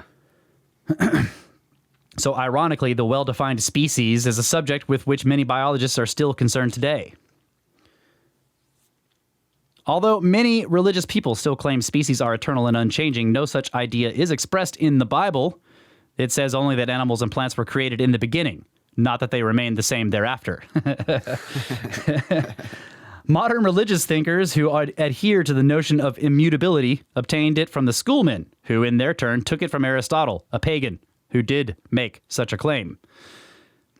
He says the claim here for it is since impossible that such a class of things as animals should be of an eternal nature, therefore that which comes into being is eternal in the only way possible. Now it is impossible for it to be eternal as an individual, were it such that it would be eternal, but it is possible for it as a species. I can't make sense of that. Basically, Aristotle was saying that individuals change or are different, but as a species, they are eternal because they are based on this immutable divine idea. Okay, yeah. Yeah, some of this is hard to read. Thanks Sorry. for clarifying that. The scholastic philosophers adhered to this notion of immutability just as they did to most other things that Aristotle said. Thus, Aquinas, the greatest of the schoolmen, confirms the idea of immutability. Quote, therefore, since in things corruptible none is everlasting and permanent except the species, it follows that the chief purpose of nature is the good of the species, for the preservation of which natural generation is ordained, unquote. So again, he's saying nothing, since things are all corruptible or whatever, the individuals are not everlasting, but the species are, right? The assumption that there truly were natural species immutably established by the author of nature continued to hold sway into the scientific era. Thus, in his essay Toward a Natural History of the Earth, which is as much a religious diatribe as natural history, John Woodward boasts, quote, I will prove that the animal and vegetable productions of the antediluvian earth did not in any way differ from those of the present earth, that there were then the very same kinds of animals and vegetables, and the same subordinate species under each kind that now there is, that they were of the same stature and size, as well as of the same shape, their parts of the same fabric, texture, constitution, and color, as are those of the animals and vegetables at this day in being, unquote. He should have printed a certificate of ignorance. That's right. Well, he couldn't have printed one. Maybe. Right. Yeah, he could have had a scribe write one out. So make him a scroll of ignorance. All right. All right, we're going to take a break. And we'll come back and I will continue trying to read this. All right. Yep.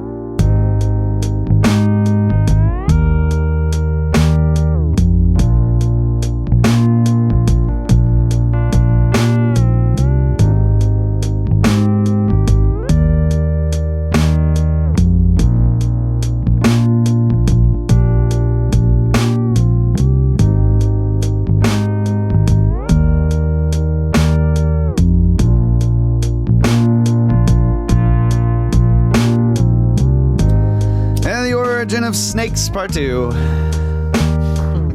continues. Yeah, so I've skipped a bit, brother. Good. A lot of this, I apologize, is difficult to read because it's large quotes interspersed with little bits of him saying stuff and then quoting something else. So I'll get better at this. But anyway, so this part is called Darwin, Creationism, and Hybrid Sterility. He says, Darwin labored long and hard against creationism and the idea of immutability. So he did his best to undermine the idea that God specifically endows hybrids with sterility. In the eighth chapter of The Origin of Species, he argues that the complexity and inconsistency of the rules of hybridization speak against the idea that hybrid sterility is God's way of preventing the blending of distinct types of organisms. After discussing available data on hybridization, he writes, now, do these complex and singular rules indicate that a species have been endowed with sterility simply to prevent their becoming confounded in nature? I think not. For why should the sterility be so extremely different in degree when various species are crossed, all of which we must suppose it would be equally important to keep from blending together? Why should the degree of sterility be innately variable in the individuals of the same species? Why should some species cross with facility and yet other species cross with extreme difficulty and yet produce fairly fertile hybrids? Why should there so often be so great a difference in the result of a reciprocal cross between the same two species? Why? It may even be asked, has the production of hybrids been permitted? Like other naturalists at the time, Darwin took this issue quite seriously. Elsewhere, he commented that if it could be proved or rendered highly probable that sterility in the first cross or in the hybrid offspring was a specially created endowment, it would be to us a fatal difficulty. However, in his theory, Darwin did not pursue the implications of the fact that many hybrids are not sterile. He merely used the known facts about hybridization, in particular the fact that different types of hybrids display different degrees of fertility, to undermine creationism. Giving scant attention to hybridization as a means of producing new types of organisms, he largely ignored Linnaeus's claims that evolution happened in that way. As a result, the ascendancy of his theory put such ideas in the shade, and there they remained for the next 40 years, although a few scientists did continue to argue that hybridization could produce new types of organisms. Modern neo-Darwinism has retained creationism's old idea of insurmountable barriers, even while discarding the allied notion of immutability. Right? So that's interesting right there. He's saying that, you know, there are these insurmountable barriers of breeding between species, Right. even as they have discarded the idea of immutability, that the species don't change. Yeah. It envisions new types of organisms arising via a process in which they gradually change, but that change is supposed to occur only within isolated populations, ones that do not interbreed. Under that view, barriers preventing interbreeding are presumed to be necessary if populations are to differentiate by gradually accumulating differences and not blend back together. This view ignores the great mass of evidence demonstrating that a wide variety of organisms produce hybrids in a natural setting, that such hybrids occur in large numbers, and that they often are not sterile. A very small portion of this evidence will be discussed in subsequent sections. So I wonder if a lot of these new species that are discovered, you know, bugs and stuff like that, Are that just they find, hybrids? They're just, yeah, they're actually showing up. Yeah. I mean, there's bound to be a lot of species we just haven't discovered. So it could be it's most likely a combination of both. So that could also be a good explanation for why we find such biodiversity in a place like the rainforest. You know, and there's these countless numbers of species that are constantly being discovered, is that you've got, in a very fertile area for plants, a ton of food and this strong biological competition that could limit one group's population so they have to breed with another, or it could just be a product are so constantly interacting that you get this like explosion of all of these new hybrids. You broke up a little bit there at the end, but yeah, I think I get the point. That I guess the question I'm having is like, No, go ahead. The idea of adaptation is from isolated groups. Is that the deal? Or groups that are... Yeah, they have to be isolated populations, right? Is that what you're asking? Yeah. Like in the standard model. Yeah. And you have to have no superior competitors for whatever the resource is. So like you couldn't, that's part of the reason for the isolation. You can't have another species around because if they're better at getting whatever food is the thing that you adapt for, then the survival of the fittest doesn't work. So you have to have isolation. But that should also result in the adaptation of dealing with the scarce resource, which allows you to get other resources or get better at getting the resource from, away from the competing species. Yeah. And I do think that a big part of this is whether or not there are, this is probably another ill-defined term, but the ecological niches in which these species exist. Mm-hmm. So one of the things we talk about with catastrophism is suddenly all these holes open up in which new species can inhabit. Right. Yep. But how would a new type of hybrid, unless it was like far better than the one that already than the species that already existed in that particular niche, how would it get a foothold unless it was far more adapted? I guess is my point. It would have to fight for the resources available if it was basically occupying that same or suddenly place. So it was it's either better suited to get the resources necessary than the parent species, or worse, in which case it would just die out. Right. Yeah. So there's still, in this model, adaptation and survival of the fittest type of scenario going on. Yes. The survival of the fittest is now dictating which hybrids spread out and take over. Yeah. Okay, so now we're on to reproductive isolation. This is still on the origins of new forms of life from this website.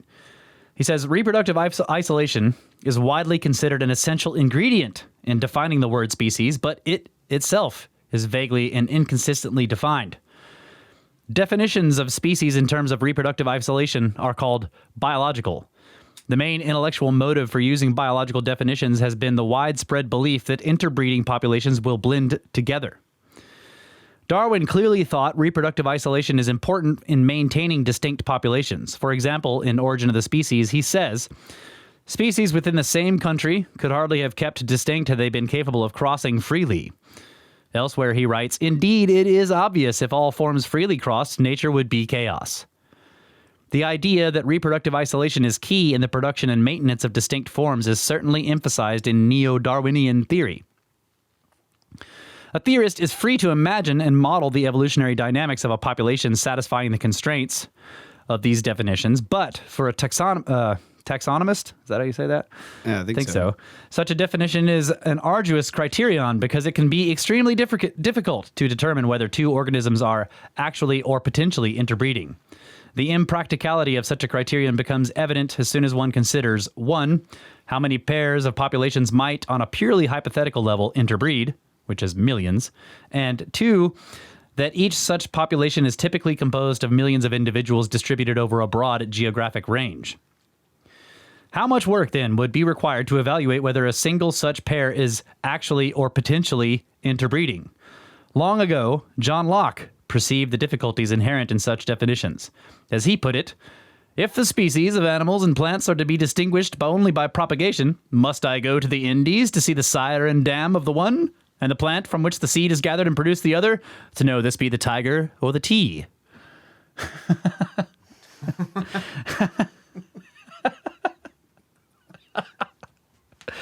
Indeed, if one fails to observe interbreeding in a given case, can one safely conclude that the organisms in question are in a state of reproductive isolation? It is always possible that hybrids may exist in some location other than those that have already been searched, or they may occur in the same place at some other time. Surveys of natural populations are always of limited scope. And as Buffon once said regarding the possibility of natural hybridization among birds, who knows of every tryst in the depths of the woods? Who can number the illegitimate pleasures shared by creatures of separate species? Yes. These difficulties have led to the practice of treating morphologically distinct forms as separate species so long as they are not known to hybridize. Once hybrids have been reported between two such forms, however, their taxonomic treatment is often changed so that they are treated as subspecies of the same species. In other words, they are no longer treated as separate species. Many forms treated as distinct species are now known to hybridize that once were not known to do so. Indeed, in the writer's experience, several such pairs are reported among birds every month. It can therefore be inferred that many such pairs that are not now known to hybridize will be found to do so in the future. Thus, forms are typically treated as species by default when their actual status with respect to reproductive isolation is unknown. This practice contributes to the idea that organisms treated as a separate species cannot hybridize. Many people assume any form treated as a species doesn't hybridize with other such forms, even if no information is available about whether it does or not. Since the capacity to hybridize has not been investigated for the vast majority of those forms treated as species, this default assumption has probably greatly distorted estimated rates of hybridization between forms treated as separate species. Yeah, that's Yeah. irrefutable right there. Obviously, if two forms can be treated as separate species only so long as hybridization between them is unknown, estimates of rates of hybridization between forms so treated will be low indeed. The fallacy of such reasoning can be made explicit with a simple example. If it were widely supposed that an animal could not be a dog if it had fleas, then it would be hard to show that dogs often do have fleas. Because as soon as you find out it's got fleas, it's not a dog. Right? Yep. For suppose everyone agreed a particular animal was a dog and someone subsequently discovered that it had fleas. The discovery would be to no avail because as soon as it was announced, everyone would say that is not a dog because dogs do not have fleas. Since in everyone's estimation the animal would no longer be a dog, everyone would be free to go on believing dogs do not have fleas. Such would be the case even if most or even all unexamined dogs were heavily infested with fleas. This is just the sort of great mistake that Locke was talking about, and Darwin was well aware of this fallacy. Quote, "There is no way to escape from the admission that the hybrids of some species of plants are fertile, except by declaring that no form shall be considered as a species if it produces with another species fertile offspring. But this is begging the question." Unquote. Unfortunately, just this sort of waffling question begging is rampant among biologists today by going around and changing the definitions after they find out something in hybridizing. Yeah. But questions of practical implementation aside, the greatest weakness of Mayer's definition is the vagueness of the word interbreeding and of the term reproductive isolation. A broad spectrum of observations could be described as interbreeding. There are also various conceivable degrees of reproductive isolation. Both the observation of a single hybrid and of a million can be described as interbreeding. Also, the production of a sterile hybrid and of a fertile one can both be called interbreeding. How fertile and how numerous must the observed hybrids be? Is one hybrid allowed? 2? 300? What is the exact criterion? Attitudes regarding hybridization, reproductive isolation, and how they should be interpreted within the context of biological classification differ from one biologist to another. Moreover, the consensus on the topic varies over time. For example, the American Ornithologists Union Committee on Classification and Nomenclature discusses reproductive isolation in connection with avian taxonomy. Quote, "Regarding the interpretation of hybridization, in determining whether two populations should be treated as separate species, we emphasize that a significant number of undisputed biological species of birds long retain the capacity for at least limited interbreeding with other species. Therefore, the occasional occurrence of hybridization, even between birds that the committee has long recognized as species, by no means diminishes the biological reality of their essential reproductive isolation. In practice, interbreeding has not been the ironclad determinant of conspecificity that some would believe. Thus, essential lack of free interbreeding rather than complete reproductive isolation has been and continues to be the fundamental operating criterion for species status by workers adhering to the BSC, which is the biological species concept. In particular, hybridization of two forms across narrow and stable contact zones, once viewed as a sufficient criterion for treatment as one species, is now viewed as evidence for lack of free interbreeding. As a consequence, many pairs of birds that were merged, i.e. treated as a single species in the 6th edition, have been resplit and now are treated as two separate species in this edition. The passage just quoted illustrates some of the sticky problems associated with defining species in terms of reproductive isolation. Interbreeding is a matter of degree, and the degree that constitutes free interbreeding has never been objectively defined. Precisely what does essential reproductive isolation mean? As used in the quotation, the word essential seems merely to indicate the committee's opinion that in certain cases observed hybridization is not so extensive as to warrant treating the hybridizing populations as a single species. However, no exact criterion is offered by which essentially isolated populations can be distinguished from ones that are not essentially isolated. Kind of hard to follow. Yeah. Okay. So he's pointing out that what the committee was saying here was, we're redefining the way that we use hybridization in determining species. And in the past, we were saying, well, look, they seem to be interbreeding, so let's make them one species. Now we're splitting them apart because we're saying that they don't interbreed so much that they're not isolated. But he's like, you've just made it more fuzzy. Mm-hmm. Now they're admitting that they're two separate species that can sometimes interbreed and make hybrids, but that they're still going to use that practice of merging species if they think that they're doing that too much. Okay. That's why he's crazy. Yeah. And that's why he's saying it's a sticky problem. Yeah. And they're calling it essential reproductive isolation without defining the word essential. But basically, if you read carefully what they're saying, essential means, well, they're not doing it so much that we don't like it. Yeah. What do you got, Watcher? This creates a potentially controversial yet very real reality. The first is that the extinction of a species is not necessarily a loss of that particular expression of traits. For all we know, when you get down to 5 dodo birds, they create something else because they all start breeding with something else. Yeah. And also, theoretically speaking, burning up all of the resources and building huge buildings that force scarcity of resources for, say, like white-tailed deer offers an opportunity for genetic evolution because you're creating a need to breed with something else, therefore hybridization can occur. So environmental stresses results sometimes in more hybridization. Is that what you're talking about? Right, which can increase or move forward the progress, so to speak, of the viability of all life on the planet. Yeah, so we were kind of talking about that in terms of these cataclysms that have taken place, and then suddenly you see in the fossil record an explosion of all these new life forms.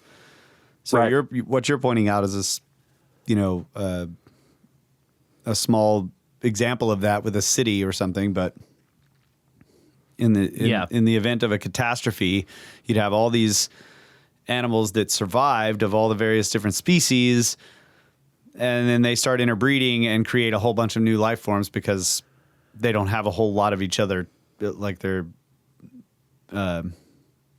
other similar members of their same species. Members of their same species to breed with. And I think the contrast to that idea is the neo-Darwinist idea that catastrophes create small breeding populations that then begin to mutate much faster, right? Yes.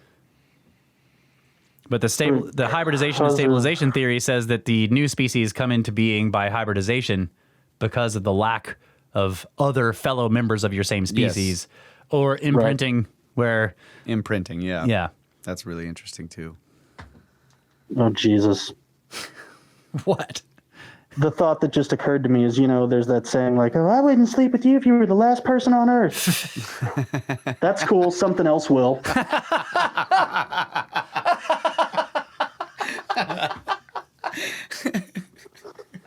I'm going to mute myself.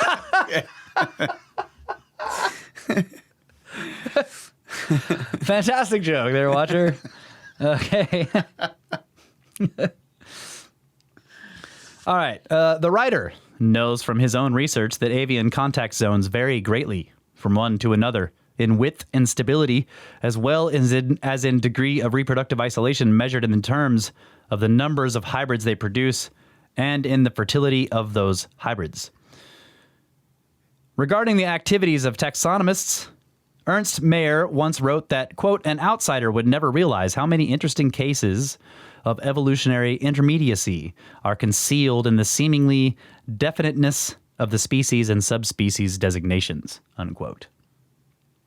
If it were true that natural populations could be tidily sorted into two categories, those that do interbreed and those that do not, the fact that various degrees of interbreeding are conceivable would be irrelevant. However, real pairs of populations do exhibit a seemingly continuous spectrum of degrees of interbreeding. This fact makes definitions in terms of reproductive isolation entirely arbitrary. So that, in other words, going back again to the council or the committee quote there, what he's trying to point out now is that they went out and looked and made a determination from that look. But he's saying that this is constantly changing. Right. So the next time they go look, they might decide, well, they're interbreeding too much, so let's call them a single species again. Yeah.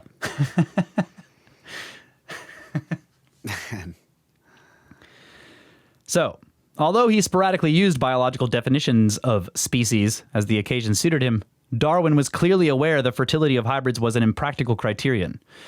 He reached this conclusion by comparing the results of two scientists whose work were at the time the primary sources of information on hybridization in plants. He says, if we follow the simple rule and called all plants which were quite fertile together varieties, it might be thought that we should at least arrive at a decided result, but this is not so. For we have seen that the two most laborious and careful experimentizers who ever lived often come to a diametrically opposite conclusion on this. And this alone almost suffices to show that practically fertility will not serve to distinguish varieties from species.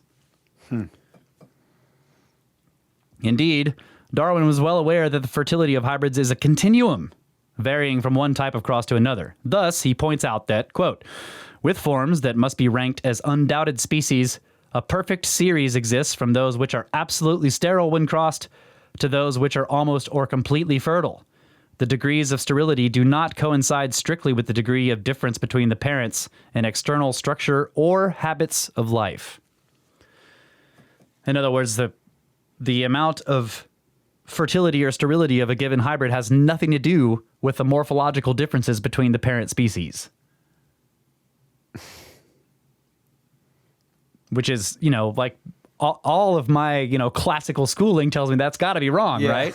But no, Darwin's saying, and many other people have said, and this guy's pointing out that even animals with drastically different shape types and everything can still have very fertile, relatively speaking, for a hybrid offspring. It's blowing my mind. I mean, it's just, it's really crazy. So, moreover, even those who try to use them admit definitions based on reproductive isolation are limited in scope in comparison to morphological ones. As Grant points out, the biological species concept applies to biparental organisms. Uniparental organisms, which do not form interbreeding groups, are not embraced by this concept. Yet uniparental reproduction is common in plants as well as in various groups in other kingdoms. Likewise, there are difficulties associated with applying it to symbiotic forms. For example, many fungi enter into associations with photosynthetic algae to form lichens. Thousands of these lichens have been treated as species, though they are composites of two or more organisms that are themselves treated as separate species. Certainly, such composite forms have nothing to do with Mayer's species definition. Nor can biological concepts be applied to various other broad classes of organisms, such as fossil forms and bacteria. Such concepts also have nothing to say about the many natural populations that do not come into contact with each other. So, for anyone who wishes to work with real specimens and natural populations, definitions in terms of reproductive isolation are not at all satisfactory. Thus, neither of the two primary types of definitions usually offered for species, neither the morphological nor the biological one, succeeds in clearly stipulating how and when this word should be applied. Other types of definitions have been proposed in recent years. Most of the new proposals make allowance for molecular genetic data, but they have not led to consensus. Genetic traits are not morphological traits, but defining species in terms of the degree to which organisms differ with respect to their genetic traits is just as problematic as defining them in terms of morphological differences. Many organisms that are known to hybridize continue to be treated as separate species simply because they have long been treated so, and a tradition has been established. For example, sparrow expert T.R. Anderson remarks that, despite their ability to interbreed successfully, I consider the Spanish sparrow to be a separate species from the house sparrow. Others are treated separately by some authors because they satisfy a various less restrictive definition of species. When two hybridizing populations can be distinguished on the basis of certain characteristics, usually genetic traits, they are good phylogenetic species. This definition is a morphological wolf in genetic sheep's clothing. It's still a definition in terms of differences, although those differences may be genetic as well as morphological. So he's pointing out all these different ways that people are trying. This obviously makes speciation totally observable in terms of evolution, right? If two different species can be defined just because they have different traits, yeah, then one morphing into the other. In other words, because of the ambiguity of the word species, you can say we have proof that one species can turn into another one by adaptation, but the two are the same thing. They just have different traits. Yeah, that's a good point. Yeah, and I think that he's trying to point out that even if you're going down to trying to say, like, well, let's do it by genetics, it doesn't work. It still doesn't work. And it has the same problems as the morphological one because it's basically you have to draw a line somewhere and nobody draws a line. Or various people are drawing lines and they're always in a different place. Yeah. I'm just thinking of, I've read a lot of stuff where it's like, like what Nick was saying is this has totally been observed. It's been proven. Yeah. That you can change species. Right. But now that we're learning how fuzzy the definition of a species is, you're saying that calls that into question. Yeah, well, I mean, yes, it calls it into question, but I mean, you can say, yes, we have observed a species change. Yeah. Because it's the same animal. Right. Different genetic traits. Yeah. By some guy who just studied those animals and just decided that those two were different species. Yeah, that's right. Okay, so he says, when they tend more to mate with their own kind than to hybridize, they are called good recognition species. This definition faces the old problem of deciding how much hybridization is allowed. Again, we have a spectrum here, and he's saying, if they tend to more mate with their own species than to hybridize, then these are a good, we can say this is a recognizable species. But now you have how much is too much? Yeah. Furthermore, when pre- and post-mating isolating mechanisms reduce the reproductive capacity of hybrids and mixed paternal pairs, hybridizing populations can even be good biological species, according to some definitions. But this allows reproductive isolation to be a matter of degree. Again, the exact degree is not specified and is thus arbitrary. Yeah. Wow. All right, we're almost out of time here. Yeah. Yep. And I'll probably need to dig through I'm going to have to categorize this better for next week if we're going to do more of this. So that I can read basically him talking about it without so many quotes thrown in. And maybe we can skip the rest of the species stuff and get into some of his examples. Yeah, that's cool. You got a basic idea of Yeah, the fuzziness of species? Yeah. Yeah, now we're on chapter 1, part 10, species resolving the problem, right? Okay. So, and he's still quoting Darwin and all these people. But I think that most of his website is like this. It's very dense material, but he's basically trying to take people who don't have any, like us, who we don't have any idea of all these details, and he's just showing you, look at the history of the scientific pursuit of this type of biology, of just biology and classification. And you have to start because you have to go back so far to where these people who were doing the taxonomy, trying to make all these classes, were essentially spiritual people and believed in a kind of immutability or immutable Aristotelian idea of an idea world that had perfect forms, and things in the natural world were imperfect representations of those perfect forms. And that is still continuing today in this idea that we can categorize everything in these little fucking boxes. Yeah. Right. And he's trying to point out the interesting problem that Darwinists run into, where they're trying to get rid of the idea of immutability while at the same time remaining all these little classification boxes. Yeah. And it is really weird if you think of. And then they want to take all those classification boxes and use them to show how, well, look, this one's suddenly it's made a bunch of little tiny changes, and now maybe I can put it in a different box, and now it's a different thing, right? Yeah, it's interesting to look at it from the perspective of the definition of words, of terms, Yeah. right? Because he's showing how, as you're saying, fuzzy these terms are. Then you start to imagine them as not a defining line, but how many levels of this thing. Yeah. You could just get rid of all those terms, and now you're stuck with like, okay, all of this, what is all of it then? Yeah. How do you categorize things, or is it?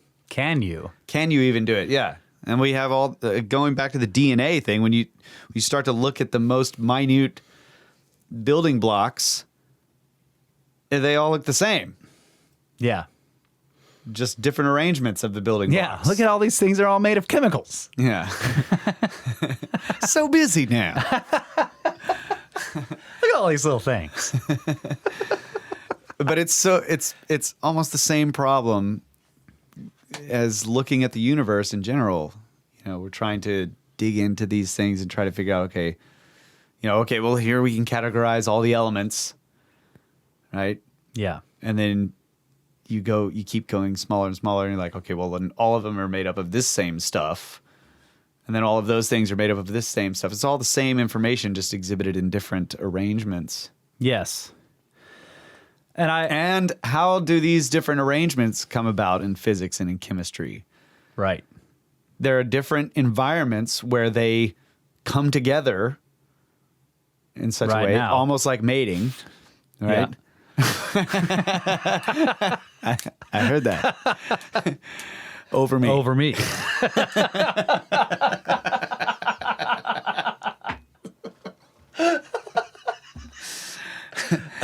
All of which, all of this stuff in the animal kingdom was made in the guts of a star. Yeah. Right. And I start to think of I think According to the standard model. Yeah, I think the interesting thing too is that I find this like the Heisenberg uncertainty Yes. principle in like fundamental physics is now we can say like, look how this is applying to like larger macrobiological structures. That it's fuzzy. It is not. You can't put them in little boxes. And yet our standard model wants to look at physics and say, look at all these little particles. Yeah. And put them all in little boxes. And we're going to define this one as that one type and this type. And really what they are is like fuzzy clouds of something. Yeah. They don't really exist as a little object, but that's hard for us to. And I know physicists don't really talk about them as particles that exist as like singular objects. They, especially the quantum guys. We need to build a poodle collider. so we can Yes. figure out The large poodle collider. Break it apart into the 12 species it's hybridized from. That's right. I was We're racking my brain to think of an animal that no one would get upset about. The if I said that. large poodle collider. We are looking for evidence of the fuzz boson. It's interesting. I put a thought together from what you and Kyle had just said, and depending on temperature and pressure and atmospheric factors, the same chemicals behave completely differently. Your reaction dynamics change entirely. Yep. And so the local climate of Earth versus some other planet somewhere else, or, the depths of space that's populated by lichen and viruses and stuff that keeps sticking to the sides of space stations. That watchers have to keep cleaning off their windows. Yeah. Exactly. That could be a big part of the more like Dr. Wickramasinghe's galactic life. You could have the same materials in two different worlds and have them potentially represent completely differently. Yeah. Yes. Based upon basic rules of chemistry and physics, because their behavior will change. Wow. Yeah. Yeah. And I do think that there is, the structural similarities are interesting across the animal kingdom and the plant kingdom.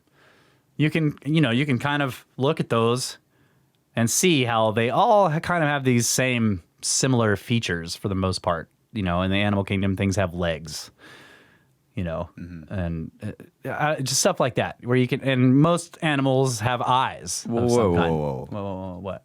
Snakes? Got no legs? No, that's right. You're right. Some animals don't have legs, but most of them do have, with a snake, you would see other similar structures. Yeah. So the Tyrannosaurus Rex is like the combination of one of those big like brontosauruses and a snake. Yeah. Yeah. And I want to point out the really tiny arms. Yeah, tiny arms.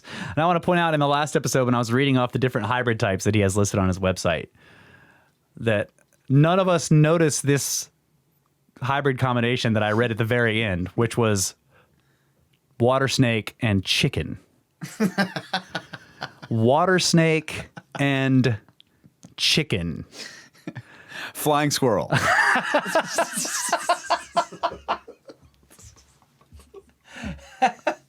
We got distracted because right after that, Watcher asked us if we think that that's why everything tastes like chicken. But water snake and chicken. Right. How does it even? How can that even happen? Wow. Yeah. Oh, this is a great topic. There are going to be areas we will not go in this topic, Ben. That's right. Don't even write emails about it. That's right. All right, guys. Hope you enjoyed that. Get a hold of us, brothersoftheserpent@gmail.com. Check out the website, brothersoftheserpent.com. Check out the Encyclopedia and the glossary and the SnakeSkins, which there are 2 new SnakeSkins available now in the merchandise store. One of them is based on the episode art I made for the last episode. So on the front, it has the Brothers of the Serpent logo, and on the back, it's got the evolution of snakes. Which is, if you saw it, it starts, the classic evolution of man, but at the very end, there's a snake, because that's how this is turning out to work. And the other one I made while I was there with all my graphics programs open was a dark version of the logo to print on light colored shirts and products. So if you want a white shirt, now you can get one with Brothers of the Serpent logo on there. It's got a darker green for the snake and black letters. So go check those out if you want to get them. Join the pyramid scheme. Support the show either by Patreon or PayPal. Thanks very much to everybody who has done that. We really appreciate you guys. Give us reviews wherever you can, but especially in the Apple iTunes whatever they call it, the podcast. I don't know how to call it. The iTunes podcast Apple Store place. It's freaking. They need to come up with a good name. The podcast place for Apple. Share the shows wherever you can. Follow us on Twitter at Snake Bros with no vowels. Join the Facebook group and join the Discord. There's a link to the Discord on the website. That's really where I encourage people to go. There's lots of us there, and we're always talking about stuff like this all week. So if you can't get enough of Snake Bros, go to the Discord. Check out the Library of the Serpent run by Jeff. And thanks to History Shift, he makes all of our YouTube videos, so you can follow him. He's got a website, historyshift.com, and he's got his own YouTube channel, and you can follow him on Twitter as well. Just look up History Shift. Pod Doodles takes our podcasts and turns them into doodles you can watch him drawing while listening to the show. It's really cool. Don't forget about Cosmographia, which is the podcast we do with Randall Carlson. And we do have a subreddit, r/Brothers of the Serpent, to give us updates there. And thanks to Where Did the Road Go, Uncharted X, Mike and Maurice's Mind Escape, Grimerica, Conspiranormal, Skeptico, and the 7 Ages Audio Journal. And all of you listeners out there, we love you guys so much. Always have. Always will. Good night, Adama. Get back to work. Hybrid or something. Have to go all the way back to the big bark.